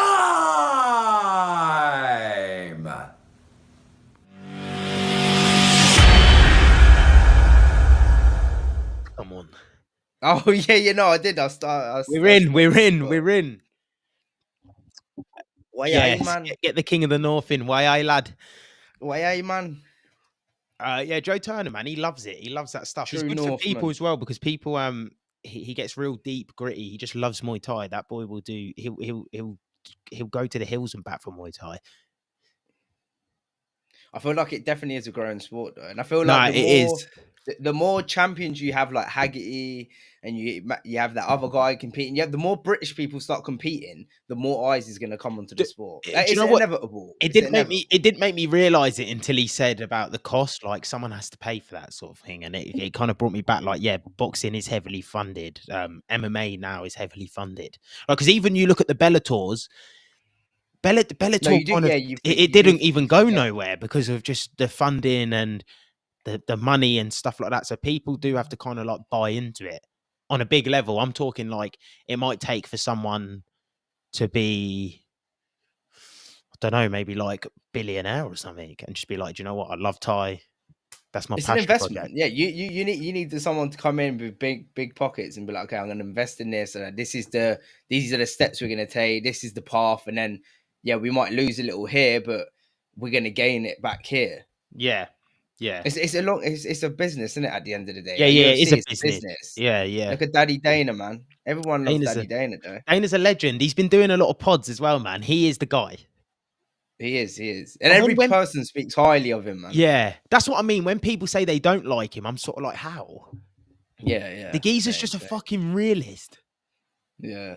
Like when he was talking about the advertisers and Peloton and that's some real fucking shit.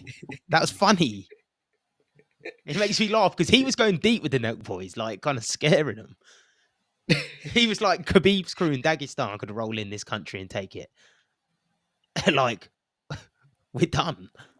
And I was like, America? Yeah. He was talking. He was going deep on like how soft the generation is and stuff like that. Oh, He said, I tell my kid. He said, I tell my kid that if you've even remotely got any bit of savage in you, you will fucking run laps around these people. Laps. Because he said, people, you know, we got TikTok brains. Yeah. People put TikTok. I haven't been on social media in a while. That's the annoying thing about this, yeah. Like you have to, like, if you want to see people doing stuff, yeah. But I ain't been on Instagram in like a good month now. But I just can't. Like, I hate it. I hate it. Do you know what it is? I hate Instagram. I fucking just hate. I don't want to be on there. I don't want to get caught in no nonsense. I don't want to know about people. I want to be under a rock grinding. I have to. Do you know what it is? Twitter, yeah. I had to come off that shit. I was getting angry. I was seeing stuff, and I'd like bring it up to Bailey because I know she's gonna have a different opinion to me. I know it. So now I slyly just started an argument. Do you know what I mean? Over something I've seen on Twitter. It's not that deep, man. Yeah, it's not that. I went on Twitter, a little rabbit hole, but all I was seeing was people getting murdered. Yeah, Just yeah, no, people no, getting murdered, that's shot, when, yeah, you this, got. that. That's And I what I was just mean. like, It's not good for the human brain. But someone it's who great I've for actually, crypto. I've gone down Twitter rabbit holes with. We've been sending stuff back and forth. He does love a rabbit hole, and he's got a massive fight coming up this weekend. It's the King of the North, Matt McCallum. Matt, thank you for coming on, man. Matt, hello, How's it mate. going, bro? Hiya, mate. How you doing? Good, good. We appreciate your time. We appreciate you coming on. Obviously, you got a mega fight coming up this week in Newcastle. I know your opponent's just pulled out as well. So, what kind of spanners is that thrown in the works? Do you know what it is, mate? When I found out on Monday morning, it threw me a little bit. But listen, we're professional. We have to get straight back to it. My team worked brilliantly well to bring in a new opponent, and not everyone's ready. Surprisingly, not everyone's ready to fight 10 rounds, but this guy was, and he's ranked higher than me. Patrick Mendy, he's called. He's boxed Callum Smith, Chris Eubank Jr. He beat Dimitri Chudinel, I think was his name. So yeah, listen, mate, it's a better opponent, better win, and it should push me back up towards English title, British titles. So it's a big fight then. It's Yeah, He's massive, got some mate. names. Yeah, He's got some names, man. Shit. yeah, mate. Yeah, I'm actually really, really excited. So we've been studying them all week, me and my team. Funnily enough, right? So the Scottish guy I was meant to be fighting was a southpaw. I found it really hard to get southpaw sparring. So my last 2-3 spars have been against orthodox kids, Alex Farrell and Mark Jeffers, English champion, which were brilliant spars. But I was like, fucking hell, I'm fighting a southpaw. But it turns out it's worked out perfect, mate, because this next guy is my new opponent is an orthodox kid. So couldn't have went better.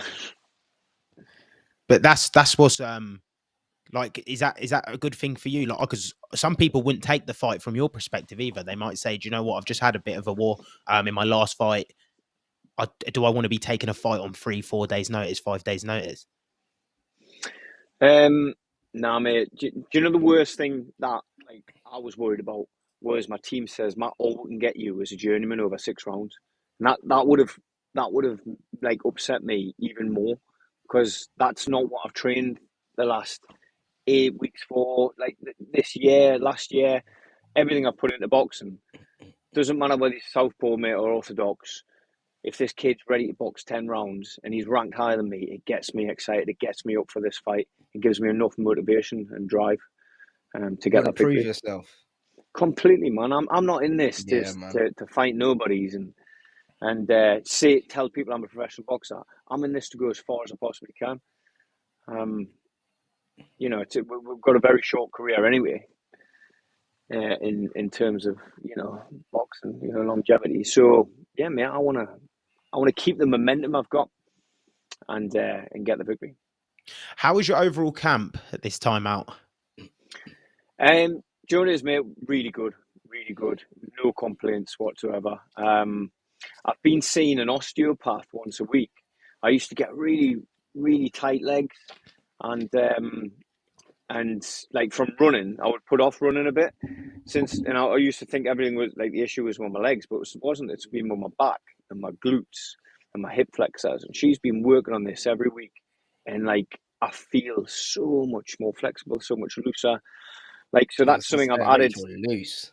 Yeah, mate, I feel brilliant, and I've added that to this camp, as opposed to just yoga and stuff. So every camp you add something in. And that's probably been the best thing this camp. Shout out Body Repair Clinic in Gateshead to Chiller. So yeah, with every fight, every camp, you sort of figure something out, add something to it, and you become more refined as a fighter, I suppose. Is the maintenance of the body an important part of your camp? Sort of like strength and conditioning, like you just talked about, massaging, even nutrition, all that maintenance. Like, it's not just boxing, is it? Nah, mate. Like boxing makes up, I don't know what sort of percentage you would put it at, right? But like, if you're not taking care of your body after your boxing sessions, your strength and conditioning sessions, which are essential, if you're not taking care of your body, then you're just going to fall to bits and you're going to get injuries. And maybe that's why a lot of fighters, their fights don't materialize and they have to pull out because maybe they aren't taking care of themselves the way they should be. Like the supplements I take every day, other fighters don't, and then they've they've felt like they've had no energy, and they've done tests, and they've found out they've got issues with themselves and stuff, So, like, I think I cover all of those bases, but the recovery is essential as well, mate. I can't touch my toes, but I'm a lot more flexible thanks to yoga. Yeah. But I still can't touch my toes. But if I didn't have that, if I hadn't started yoga like 2 years ago, God, man, maybe it wouldn't be boxing, What is yoga proper helped with your boxing then? Yeah. Yeah, definitely. How often do Because you do it? I try and get in once a week. Can't always get in once a week, but once every couple of weeks. Shout out Hot Pod Yoga Morbith, to Peter and the guys down there. And you do it in a big tent. Yeah. It's set to 37 degrees, so you get a good sweat on. It's brilliant. So it's like a sauna yoga. Yeah. Yeah. So you're Awesome. proper open. Yeah, that's mad. Because the idea is, like the heat gets your blood flowing quicker, so you're not stretching and like doing anything like that cold. So therefore, you're not going to have any injuries, or there's less chance of you having an injury. Have you just been sort of obviously you had we touched on it on the podcast as well, but you had a big last fight against Jordan Reynolds. Obviously, it was a close fight as well. Have you just been raring to go after that fight? Like, did you want this sort of 3-4 months, or would you prefer to have a fight in the middle? Well, I was scheduled to have a fight in October, but I wasn't quite there, physically, mentally, and it was against a really dangerous journeyman over 6 rounds, same day win, and all of these things were like, playing a factor, and this guy, his record doesn't do him justice. He's a really good fighter, and I thought it's a lose-lose for me. And if I'm not 100%, I'm, it's a very risky fight to take. So we cancelled that fight. The show was brilliant. I went to the show and supported my teammates who were boxing, and then that kind of gave me that nice little break to sort of get in for this camp. Yeah, because obviously this is going to be. Is this at middleweight as well? No, this is. Oh. Connection. Oh, we're back.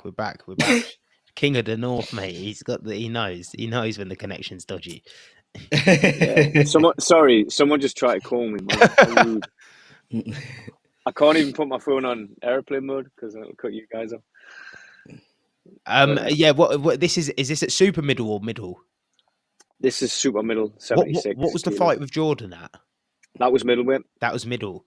So is middle somewhere you want to get back to, or are you happy just to sort of go through both? No, this will be my last fight at super middleweight. Definitely want to get to middleweight next year because I felt fantastic at middleweight.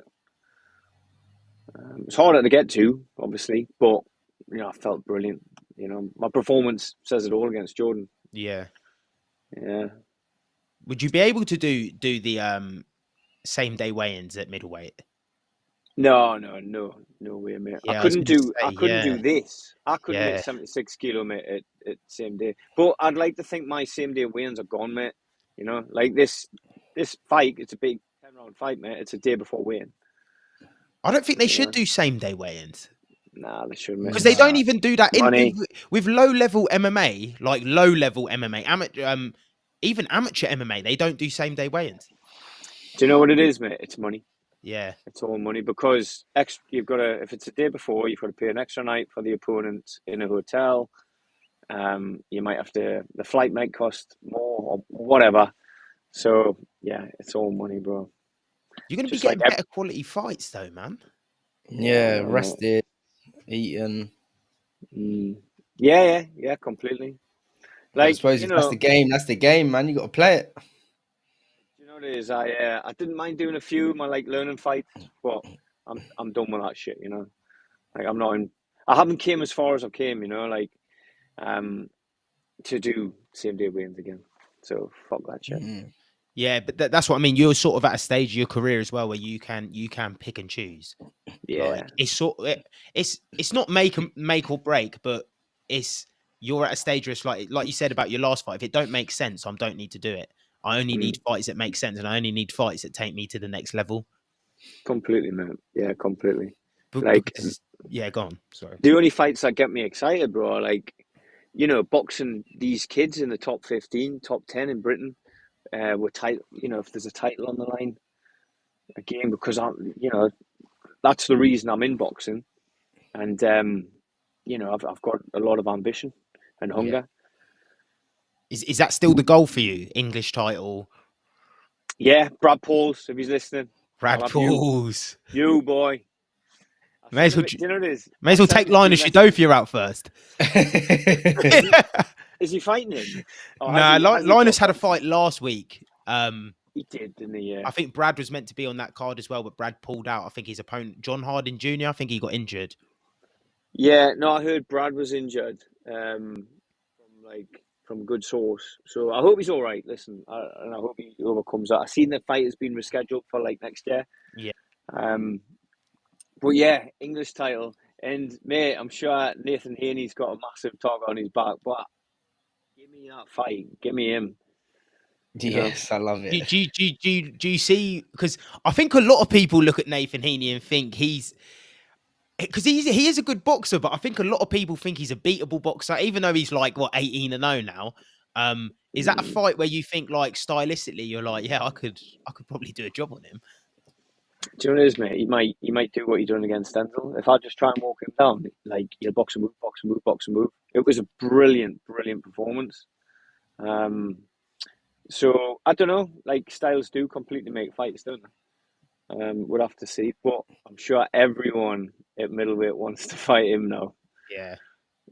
But what a guy, by the way. Like I didn't know much about him, and then I went there. I was at Manchester. I watched it live. He's like the amount of tickets he sells is phenomenal. So that Stoke crowd, we were like right in the middle of it, and I was saying to my mate, I was like, "Yeah, I think we better chant with these guys. You know, they might turn on us." So at the end, we were like, Nathan Heaney, he's one of our own. Singing all these Stoke songs. It was so funny.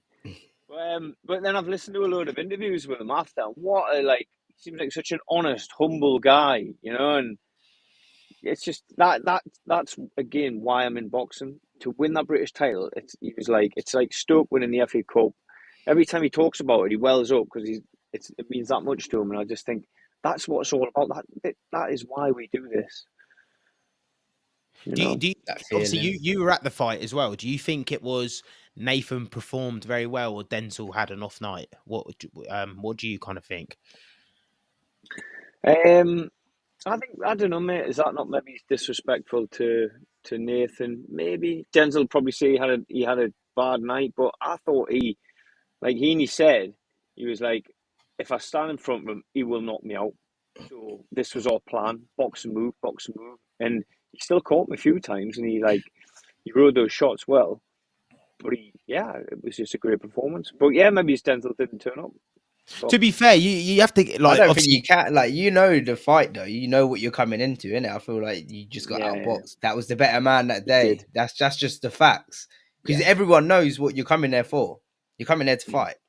You got to show up completely. If you're not going to show up, you're going to lose. And when you actually listen to his coach talking as well, his coach was saying like, don't stand in front of him. Get out of there. Move. Just listen to me and just move out of the way. Just keep boxing him because when you're boxing him, you're winning. When you're standing there, he wants you like that, doesn't he, Denzel? His coach was brilliant. Hey man, he wants you. Yeah, his coach was. His coach. When you listen to the fight back, like his coach was so much passion there, man. Yeah, I loved it. You know, like the two of them together. There was some of the things he was saying as well. It was like dead obvious, but he said it with so much passion. I was like, this guy. He'll make you run through a brick wall, man. Yeah, he really would. Yeah, and like, you know what it is as well? I wanted to see that because I've sparred with Denzel a couple of times this year, and you know, like again, I didn't know anything about Nathan Heaney, but I was like, oh, Denzel will wipe him out, similar to the last fight he had with the Scottish fella. But that was disrespectful from me. And like Nathan Heaney, wow, what a performance, man. Yeah, good fight. But like you said, that middleweight division, especially because obviously we had Jordan's coach on earlier, Tony, and he was talking about domestically that middleweight division is stacked for fights, stacked. Yeah, mate, it is. Does that It's sort of get amazing. you? Is that why you want to be at middleweight as well? Does that sort of get your juices flowing? Yeah, it certainly does. I feel like after my last fight at middleweight, I feel like that is definitely my way. You know what it is? I could have definitely made super welter in my 20s. Not Yeah. now. I wouldn't even attempt it. But I was probably a super welterweight. Looking back, like I can't believe I've been at super middleweight for so long. Well, anyway, I'm 32 now, mate. So there's no way I'm going to make Super super welter, welter. man. I don't know. That is, you might have been killing yourself getting down there, man. 'Cause you're not Well, a mate, small guy. did you see Troy Williamson on the weekend? Nah, I So he, didn't. so he makes super welter. He's probably half an inch taller than me.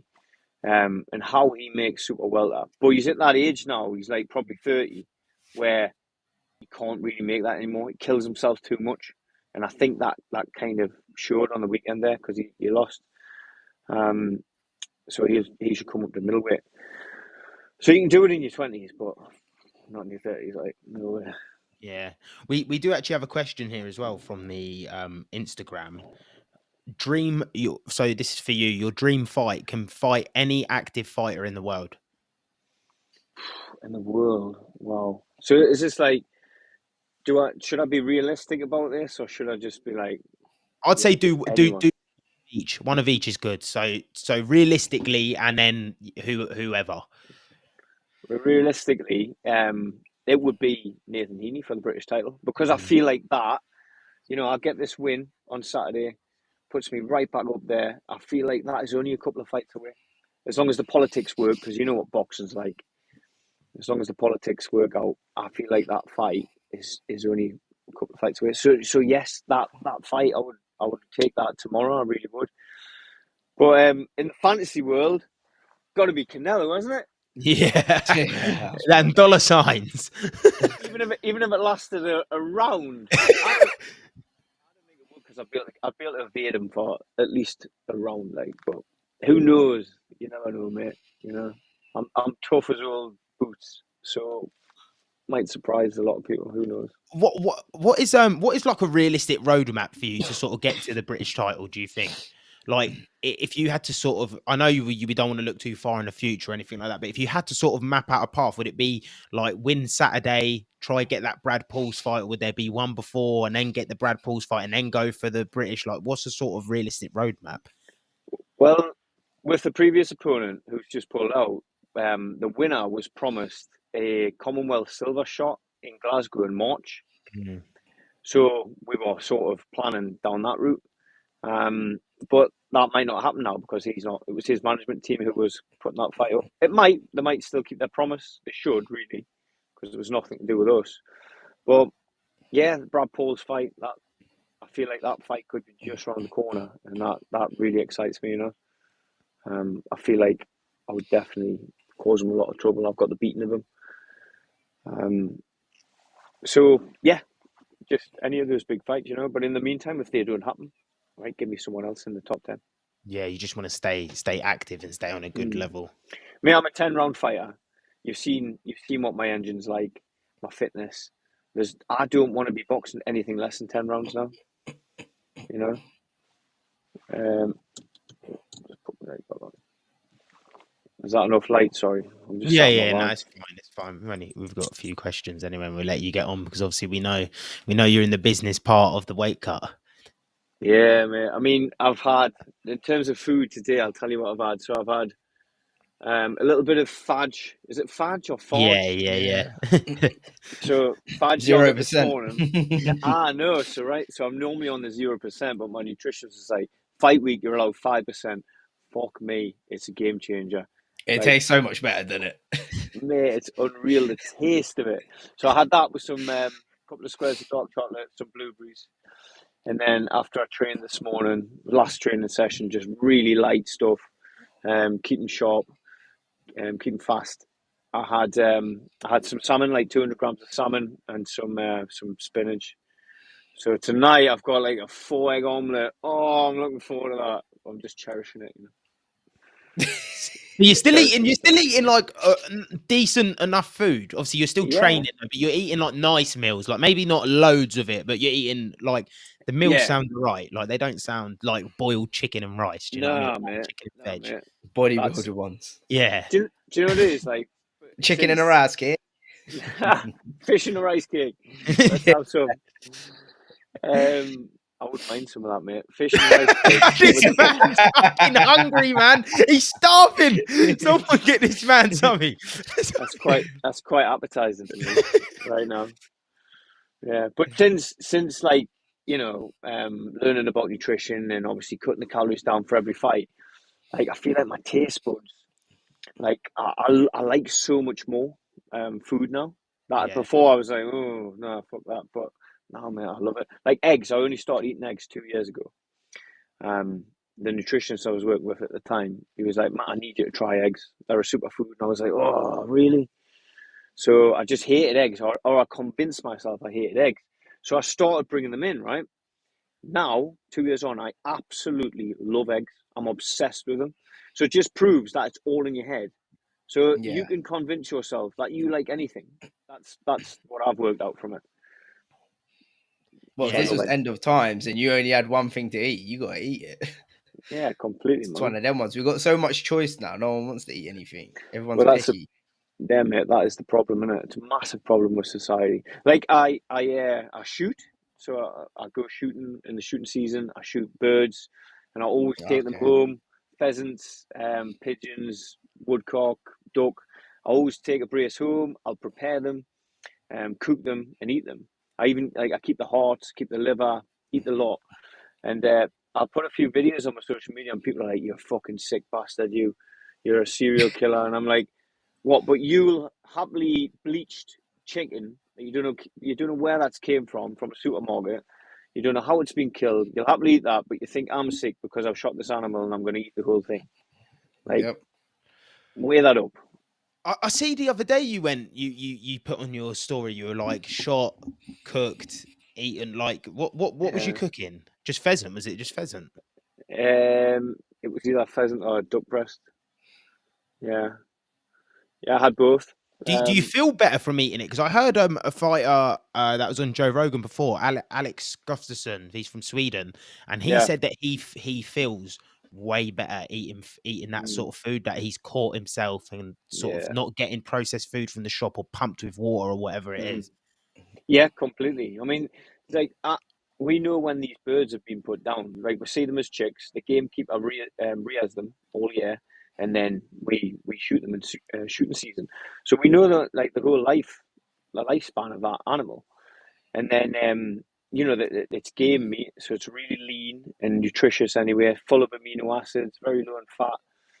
I feel absolutely fantastic. I really do. The duck breasts. Yeah, that's a good diet, man.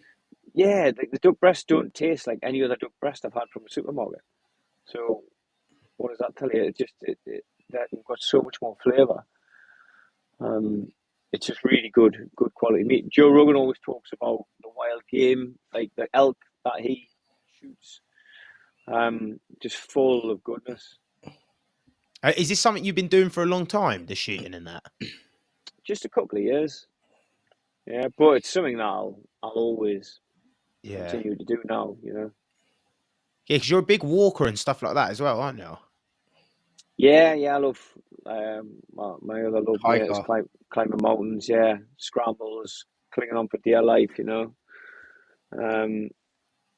That's kind of like boxing. If you're hanging off the edge, literally hanging off the edge of a cliff, you're not thinking about anything else. Yeah. You're just thinking about fucking survival. If I slip me, I'm dead. Like as mad as that sounds. Man. What are you climbing up like the faces of them and that? Yeah, mate. Are you doing some like proper mad, like risky climbs and that? Have a look at the north face of Ben Nevis and the Coolan Ridge on Skye. That's probably one of the best days I've ever had on the mountain. We went to the Isle of Skye, like right up in the Highlands of Scotland. It's a big island, and it was the most beautiful like weekend. The weather was just perfect, no wind, no cloud, and we had this amazing day on the mountain. But it was all, you know, you literally clinging on for dear life. And if the conditions weren't what they were, you need a rope end off. If there's a slight bit of moisture, you've got to have rope. But the rock was so sticky to your shoes, you could do it without ropes. But it's that adrenaline, it's that buzz. Those endorphins getting released when you're looking at the views and you look back at what you've just conquered. It's phenomenal. Yeah, that's mad. That is crazy. That's surreal. Yeah, that is. There's not many mountains down your way, though, is there? There ain't no. There's a few hills. There ain't no mountains. Yeah. You've got Wales, North Wales. There's some decent scrambles and climbs. You just went to one, didn't you? Yeah, I went to Lake District. I done Scaffold Pike. Yeah. Lakes is brilliant, mate. It is. Yeah. Amazing. Yeah, I thought it was going to be a lot harder than what it was, but it was pretty easy, to be fair. Well, if I didn't go with my missus, I would have done a different way. Yeah. You climbed the highest mountain in England, so well done. Yeah. I didn't realise that till I was up there. Yeah. Scaffold Pike, highest mountain in England. Yeah, but it's good. Good fun. Yeah, it's lovely though. The scenery, man. Like I said, the scenery is just it's unreal. Your eyes, like taking photos, just don't do it justice. Like it's what you're seeing. Yeah. It's just amazing. And if you get a good day, and you've got a cloud-free summit, like that's what makes it all worthwhile. We literally got up there and it was cloudy, and then I was like, I'm gonna have a little lunch. Give me 5 minutes, and literally up there for 5 minutes, all the cloud cleared, and I was just like, fucking, this is unreal. This is mad. Yeah, the sun's just pinging through, and I was just like, Jesus, man. It's surreal. Yeah, it gives you an amazing feeling. Felt very present. Yeah. I feel like I need to do that more often. Yeah, you should, mate. Like being at one with nature. Like it's just phenomenal. Yeah, life can sometimes so hectic, innit? You forget you need to just be like centered sometimes. And when I go for walking, I'm pretty centered, so I don't want to do nothing else but look. Mm-hmm.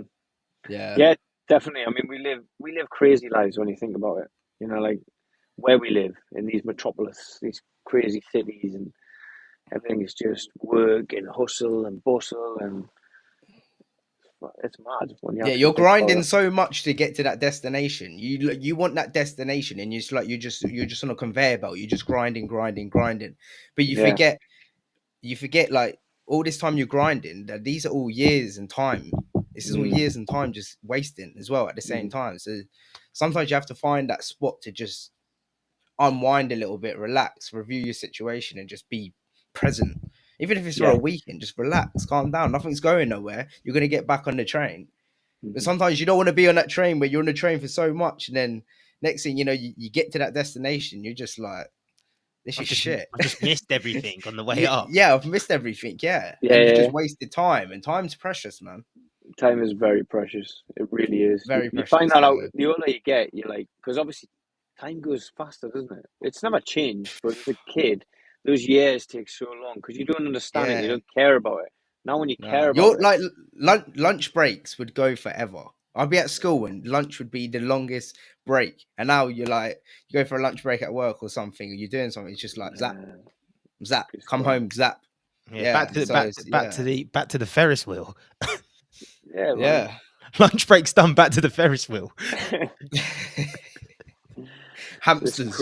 This crazy fucking Ferris wheel that we call life. It is pretty mad when you think about it, though, isn't it? Like you do everything for. Well, sometimes I think, what am I actually doing it for? What do I do it for? Oh, mate, honestly, it is. It's insane. And the more I think I figure out about life, and the more understanding I get, I'm like, what the fuck is going on? Like it's just mad. And then I've been watching loads of Brian Cox on YouTube, and when he tries to explain the size of the universe, I'm just like, he's a legend. But our minds aren't meant to. Yeah, they can't even our minds can't comprehend it. Yeah, just can't. But he tells you with a smile on his face, and it's like, he loves it. That's why he fucking loves it. He does. When he's telling you, like, he fucking loves saying it. Yeah, he loves seeing other people's minds scramble. Yeah. Yeah, because when you can't understand something like that, like a slight bit of like panic sets in. It's like, shit, what the fuck are we? What are we? What are we? That's Yeah, why mate, you it's can't tell mad. people a lot of things, man. And we saw that with COVID and Louis. Oh, the boy's trying to get us taken down. Second, he's trying to You get us. know, toilet roll. He's trying to You get us go to to the strike. toilet and wipe your ass. You know what I mean? With your hand. You know what I mean? We got 2 hands. Mate, Pantomime toilet I roll. could think of 100 different ways to wipe my fucking arse, and like when it's Yeah. Armageddon, Fuck yeah. people No. freaking out over toilet roll. Like, what? Yeah. That's what I mean. What? It's been like 2 years now, and it's already a fucking joke. Yeah. Wait for another 5 years. It's gonna be fucking a film. That Boris Johnson has been getting grilled today and tomorrow. I noticed about the COVID. It's like COVID inquiry, Yeah. but it's totally pointless because nothing is going to happen. Right? That man should probably be hanged in the street, you know. But like, nothing's going to happen. You know, he's not gonna be found guilty in a criminal court. So what the fuck's Fucking it all about? walk down the street and stoned, man. Mate, yeah, mate. In certain areas of the country, he would be, man, wouldn't he? Yeah, that's the thing. I think they have to make it look like they're trying to do something, but I think the general Yeah, population what a knows load of that shit, mate. you're not, are you? Yeah. Do you know he gets a police guard outside his house for the rest of his life because he was prime minister at the taxpayer's expense? Yeah, it's crazy. It's crazy. Someone was saying earlier, like my old man was looking at something on Twitter, and the woman was saying they get £40. The MPs get £40 a day food allowance. Man, £40 a day. What are you getting? Steak and chips. That's that M&S. Yeah. Yeah, it's mental. When you start deep in it, like we got government's too big, man. It's a big organization for fucking fuck all. Yeah, man, it's fucking But ridiculous, hey man. ho. I know this is the country, the society we live in. Hey, at least we can watch American politics and be like, you find it absolutely hilarious. Yeah, like a comedy Because show. That's what we it we is. use it Mate, for. Donald Trump, though, right? Joe Rogan was saying this. He was like, he's basically doing stand up. You know, when he's at these rallies, and the way he's like taking the piss out of Biden and whoever else, he's so funny. He is Yeah, he's king at absolutely it, man. hilarious. He is. I feel like that's that Bronx, that New York style, though, isn't it? He's just a funny guy. He is that. That's where he comes from. He's funny. He's a character. Yeah, yeah. And people can't take him. Yeah, people buy into it though, don't they? Like literally half of America will vote for him again because he's just funny. He's hilarious. People can relate to that if they're like jokers and piss takers. They don't really care. I feel about I feel like he's just human, isn't he? You don't care. He's a lad, isn't he? Like he says some outrageous shit. He does say some outrageous shit, but that's just his character. He's not a system player to a certain degree. Yeah, completely, man. And I think he's probably all for himself as well, like all about the Trump show. His path to glory, you know. But I don't know. It's funny from like being in the UK and being able to watch it. It is just hilarious. Yeah, I watch Americans now, man. I just think what, because I watch so many Americans, I just think your country is fucked up. Yeah. It's so twisted. The people, from the outside looking in, it looks just so twisted. Like, I'll see some of them. Where was it the other day?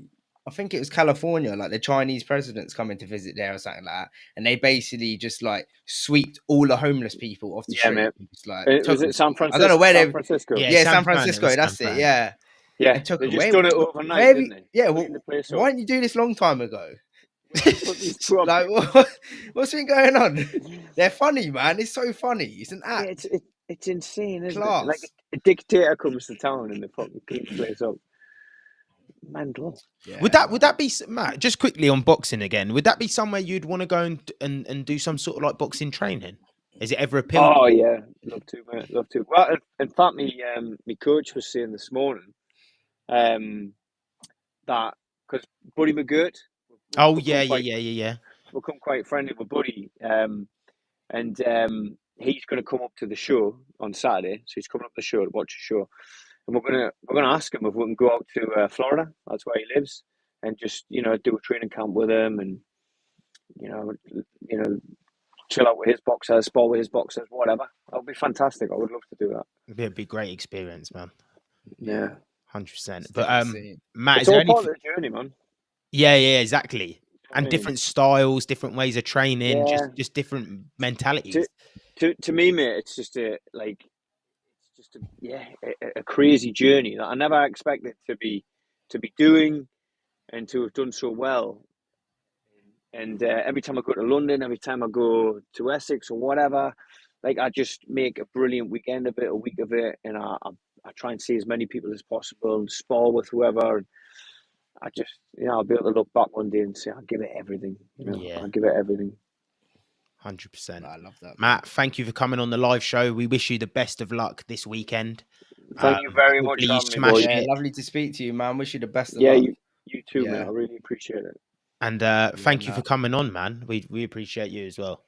Nah, it's awesome, man. Really, yeah, it's brilliant. And Enjoy the yeah, rest. I'll get the victory on Saturday, mate, and we'll Get the we'll victory, catch up. man. Yeah. And you're back in the mix. Yeah, yeah. When you're next down as well, we spoke about it.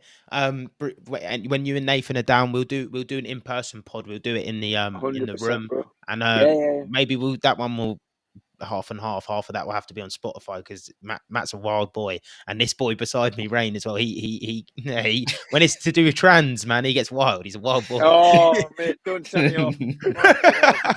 So, when you're down, we need to set up a rumble. Yeah, we'll set up. I feel like me and you are gonna agree on a lot of subjects, and yeah. go on all night, like.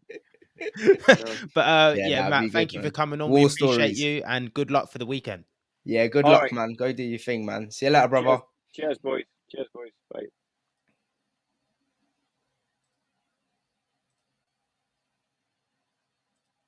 There we go.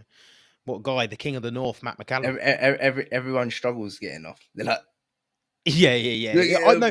I'm looking like this because I can't see over the camera's right in my face. He's fucking legend, man. Now I can understand. Yeah, he's the guy. He's just a good guy, man. Yeah. Matt's he's just like us. Yeah. He's just normal. He's normal, and there's not Yeah, many normal people out there at the minute.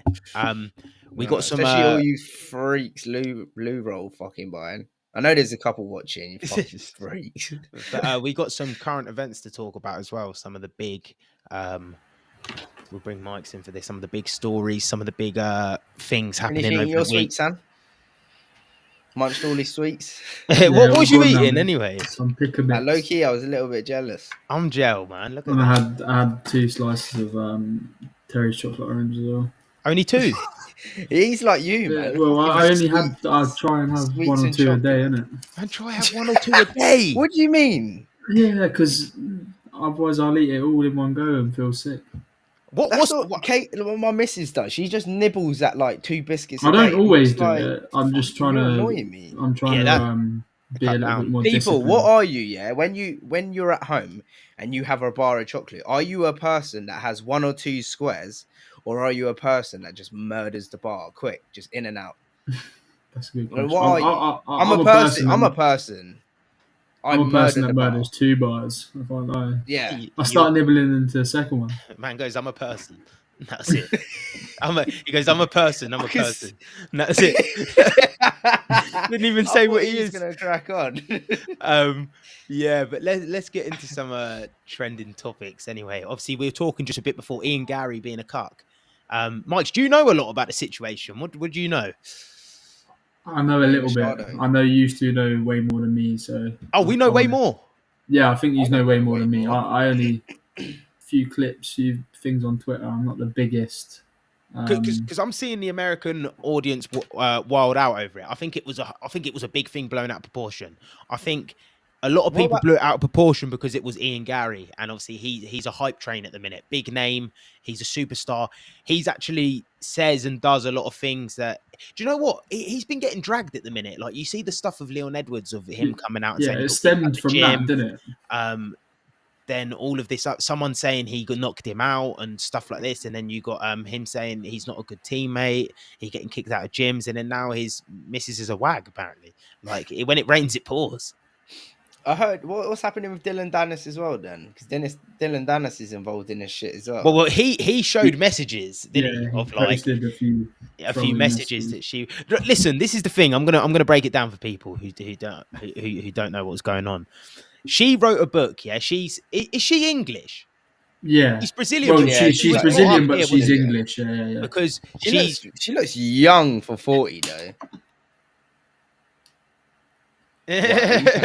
Man, he's still thinking about it. Nah, joking. I ain't like that, man. Fresh and fit. Yeah, she obviously wrote a book back in the day. maybe like 10 years ago about how to be a wag. Apparently, people who have read the book and listened to the book said it does sound predatory. Like it does sound like similar stuff to what she's done. I've not read or listened to the book, so we'd have to take their word off face value. I need to understand what. She's So just playing the system. she's wrote She's this been book. around the block. Yeah, but I think she's just a journalist as well. So when she's with all these MMA fighters, like there's photos of her and Sugar Sean, there's photos with her and Dan Hardy, there's photos of her and loads of these fighters, and then the Dylan Dennis messages and stuff, which the messages weren't that deep. It was just like, hey, how are you? How are you? Like it wasn't, that was it. But people are trying to piece it all together because of her age. And you got to realize, why is she going to be gold digging with Ian Gary? When she got with him, he was the Cage Warriors world champion. That was it. Then you got the stories coming out that he's Irish. He probably spilled her some bullshit.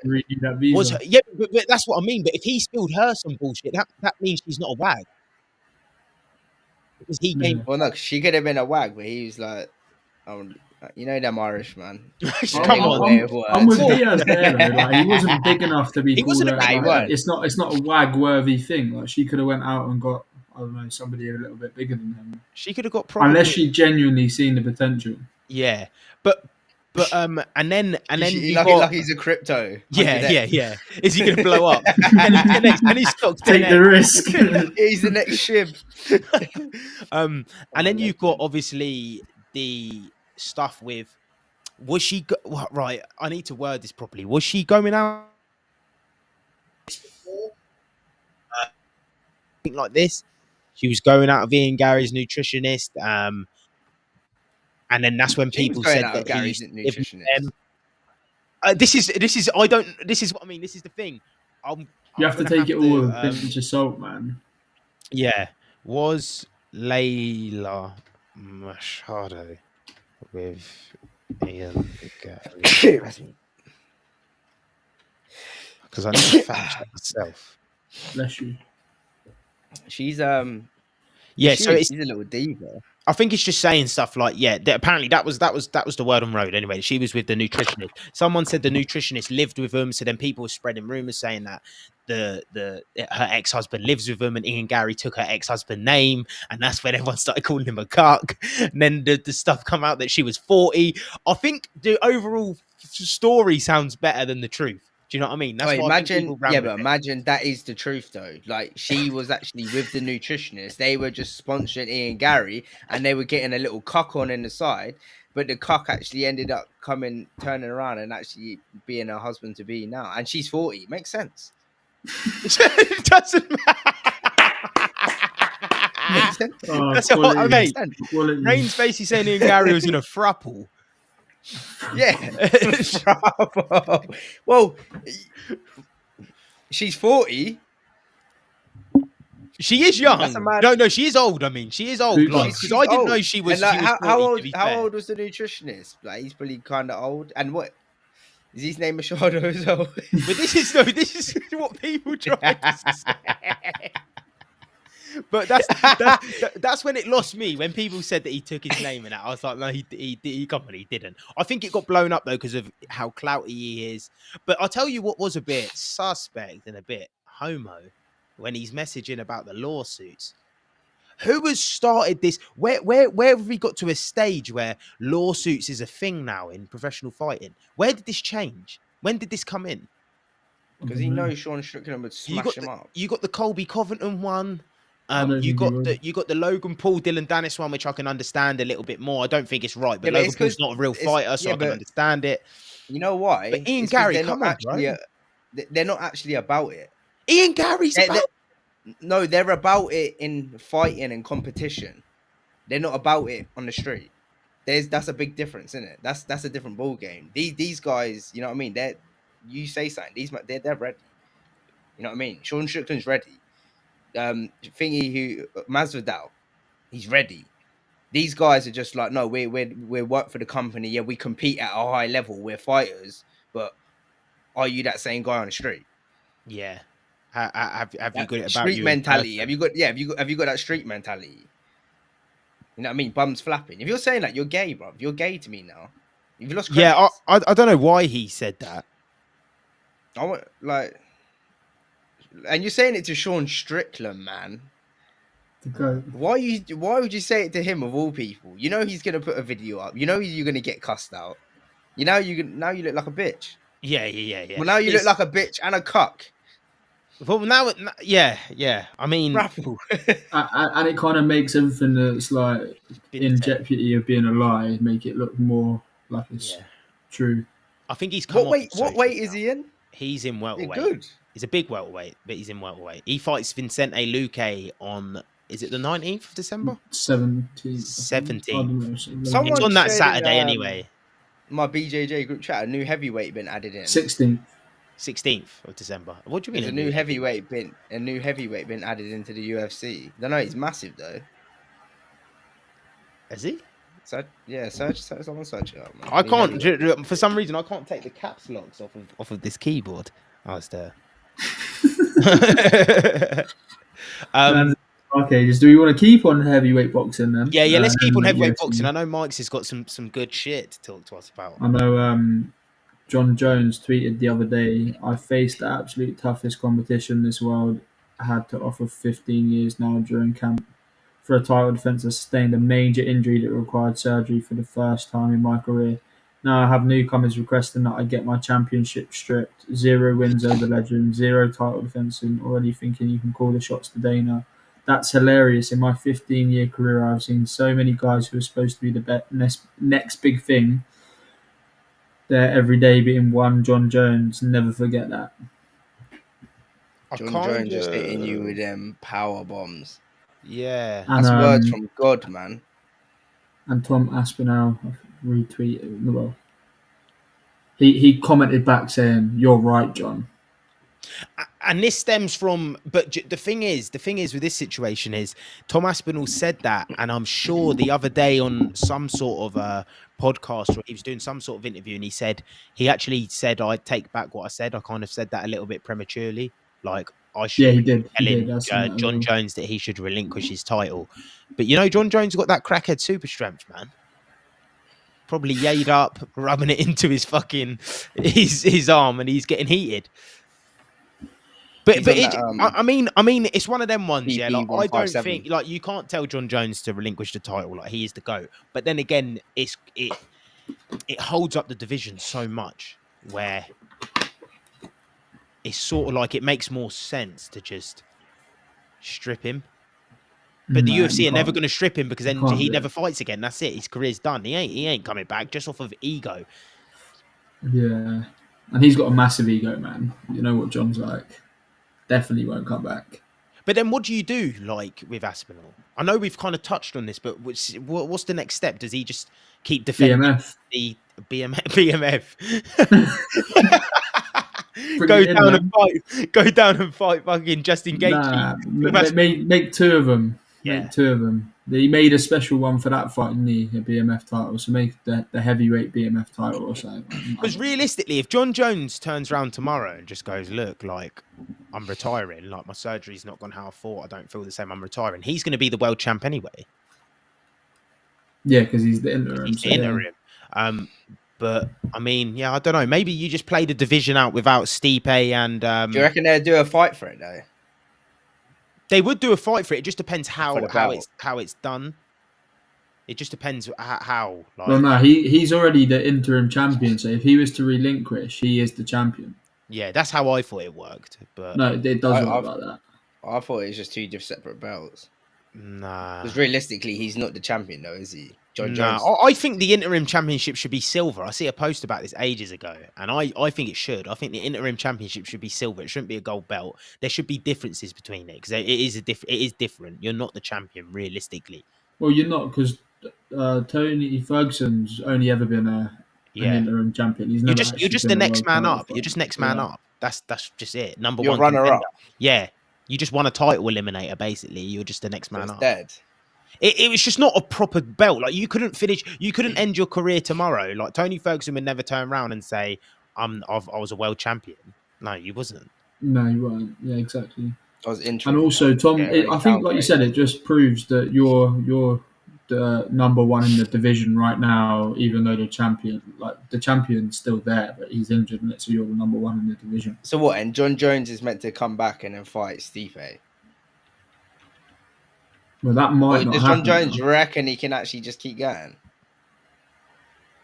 Was he actually just gonna have one more fight and that was it? Nah, because I see him. Like, I don't know whether he was joking or not, but he was calling out Tom Winnie after Tom's fight, last fight that he beat. Who was it that he beat? Was it? I'd like to see Aspinall versus Garn, man. That's I think it's going to be the next heavyweight fight, man. I want to see that, man. That's a fight that gets me. Yeah, I'm like, yeah, I want to see Aspinall versus someone like that and see what he can do against him. I think Aspinall beats Garn, man, but that is a good fight. Yeah, styles make fights. I think Aspinall beats everyone apart from Jones personally as well. Yeah, same. Especially after his last performance. I'd like to see Jones versus Aspinall. Are we gonna get into a little bit of UFC 296? Just quick predictions. That's what I know Diaz is doing his own. This is on a Sunday. Huh? Oh shit, my bro. Well, this is on a Sunday. 1 minute, right? Sorry. No, it's not on. It's on. It will say Sunday. It's Sunday for us, though. Oh yeah, because it's UK. Oh, yeah.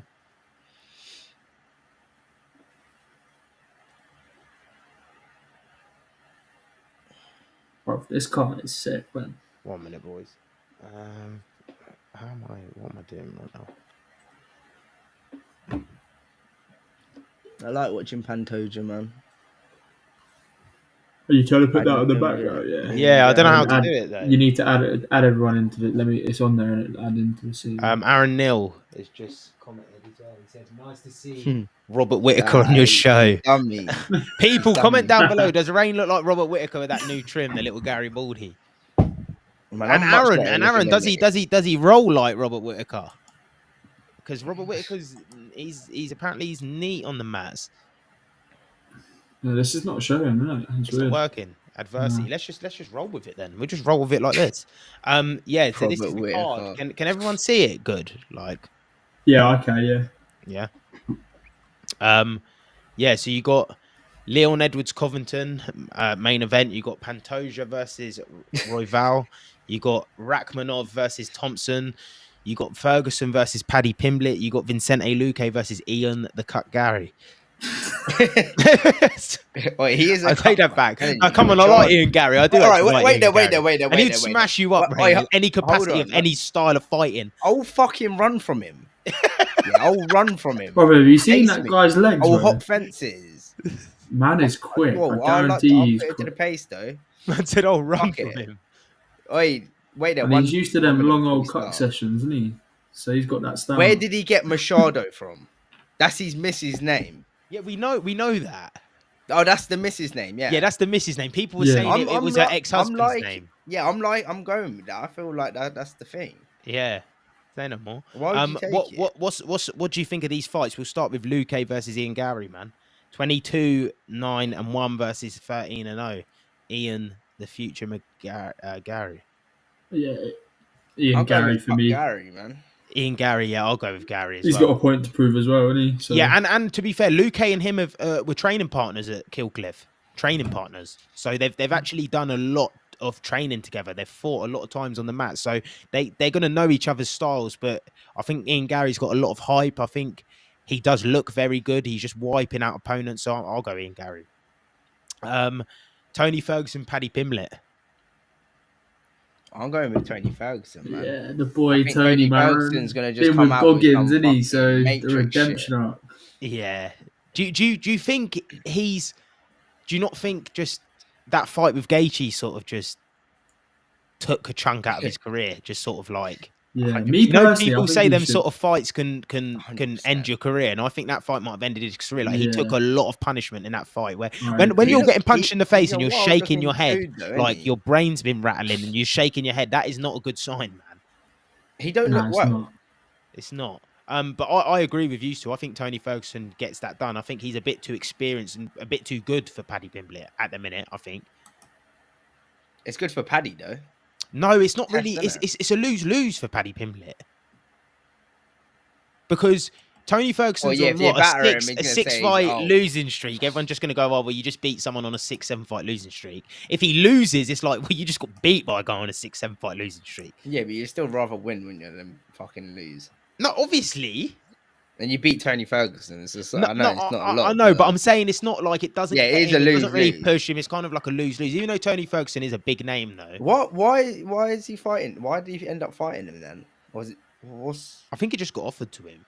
Obviously, his last fight was Gordon, and everyone was like, it was controversial. Did he actually win? Did he not? He hurt his ankle, I think. So he's been off for a long time, Paddy Pimblett. It's a good fight, though. It's a very good fight. Yeah, entertaining fight. Yeah. And then you got Shavkat Rakhmonov versus Stephen Thompson, another banger, absolute banger. I think Stephen Thompson's going to lose that. Yeah, I think I'm going to go with Shavkat. I think he's up there with possibly could be the next champion. Thompson? He is legit. Wonderboy Thompson. Yeah, Wonderboy.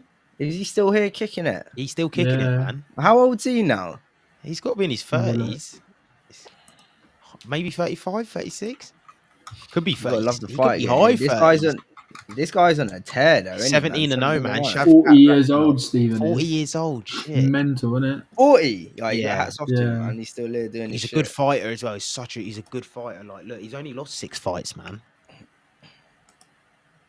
I'll go with Shavkat though. I think the youth's there. I think he's got all the attributes to be a megastar, man. To be a world champion. To be fair. And then you got Pantoja versus Brandon Royval. It's like number 2 as well, isn't it? Yeah, that's co-main. Yeah, that would be a good. But as in, it's their second fight, isn't it? Yeah. Who won the first one? Do you know? Let's have a look. I want to say Pantoja won it, or did Royval win it? I'm pretty sure Royale won it. You know. Yeah. But hopefully he did win it because that's a good fight then because he's fighting for the belt against someone he's already beat. Like it's decent. I don't mind seeing a little something like that because. Look at his MMA profile. It must have been ages ago they fought. No, he lost to Pantoja. Oh, he lost to Pantoja. Yeah, it was. Who's that? 2021 in August. So Brandon Royval. That division's not very stacked, is it? The flyweight division. Nah, there's not a lot you can. And now you've just lost Figueiredo as well. He's gone up to bantamweight. He won the weekend just gone. So it's sort of like the division's a bit. Who did Pantoja fight last? That Brandon Moreno. Yeah, but they're kind of like the only fights you got in there. Like, there's not that many good fights. It's not a stacked division. No, it's not. Get Sam Creasy in there, man. Let him. The boy, you're right. Yeah. And then you got the main event: Leon Edwards versus Colby Chaos Covington. I can't go against my boy Leon, man. Nah.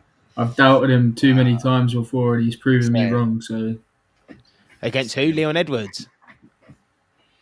You go with Leon Edwards? Yeah. I can't bet against him, man. He's doubted me. I've doubted him too many times, and he's proved me wrong. So I think I'm gonna go with. I'm going to go with Colby Covington. I'm not going to lie. I think he's just so. I think he's just. He is good. He's so really good. I think the pressure he brings, the strikes. I mean, if Edwards can defend takedowns, he has been out for a long time. That could play a part.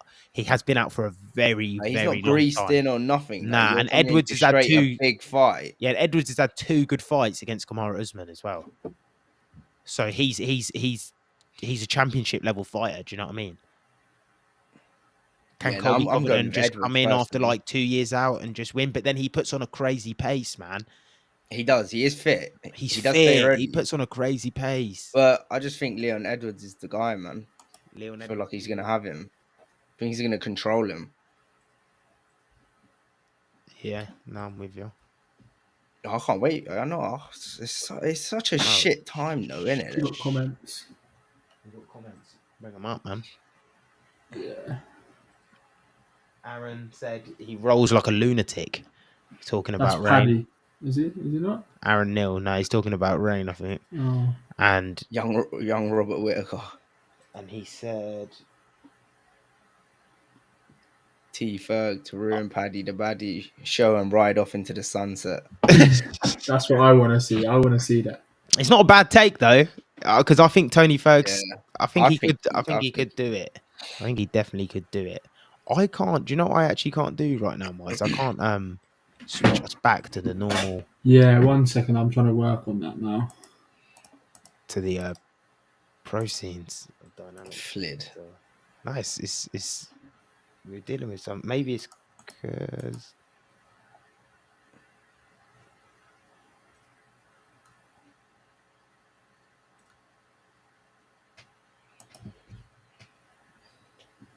I don't know. Yeah, I know what it is. 1 second. Just give me a minute. Yeah, but that's there's some big fights coming up, so that's a good thing to look out for. It's been a good fight show, man. I've enjoyed it. 3 good guests, three big fights to look out for people who've got nothing to do this weekend. Keep a lookout for Matt McCallum, man. Keep a lookout for Jordan and Frankie are fighting. Keep a lookout for What happened to what was the Linus fight like? I think it was just a 4-rounder. I'm not sure what happened. I'm not sure if it was a change of opponent or something like that. But he was only going to do 4 or 6. I think it was just like to get out there and sort of just fight again because of the last fight. It just happened so quick. It wasn't what they wanted in it. So I think he just wanted to get out there and have another tune-up. How did he do? Yeah, he won. He won. Yeah, he it. won. Yeah. Yeah, he won. I think it was just literally just got yeah, out there. He, tune-up, he wants to just move. Yeah, get out there, feel good, have a move around, and Come on, Linus, man. see what happens. Good bro, Luton's just full of talent. Yeah, there's a lot of talent, man. Imagine like the talent we're not even speaking about, like the young people coming up. There's so many young kids in that doing things. Yeah, Low key. true. I don't even know. We what's need happening them. with these boys. We need them. We'll just leave it. Beast of Luton.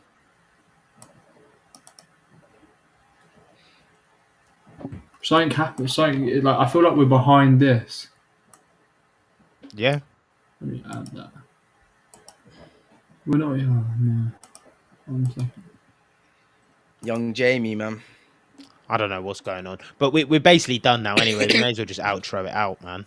Yeah. Yeah, Right. people, thank you for tuning into the Curious Fijian live show. Make sure you leave comments, you subscribe, and when you do subscribe, hit the bell. Like I said, man, there's 95% of you are not subscribed, so make sure you subscribe just to keep getting that good, wholesome content of the boys. And thank you for.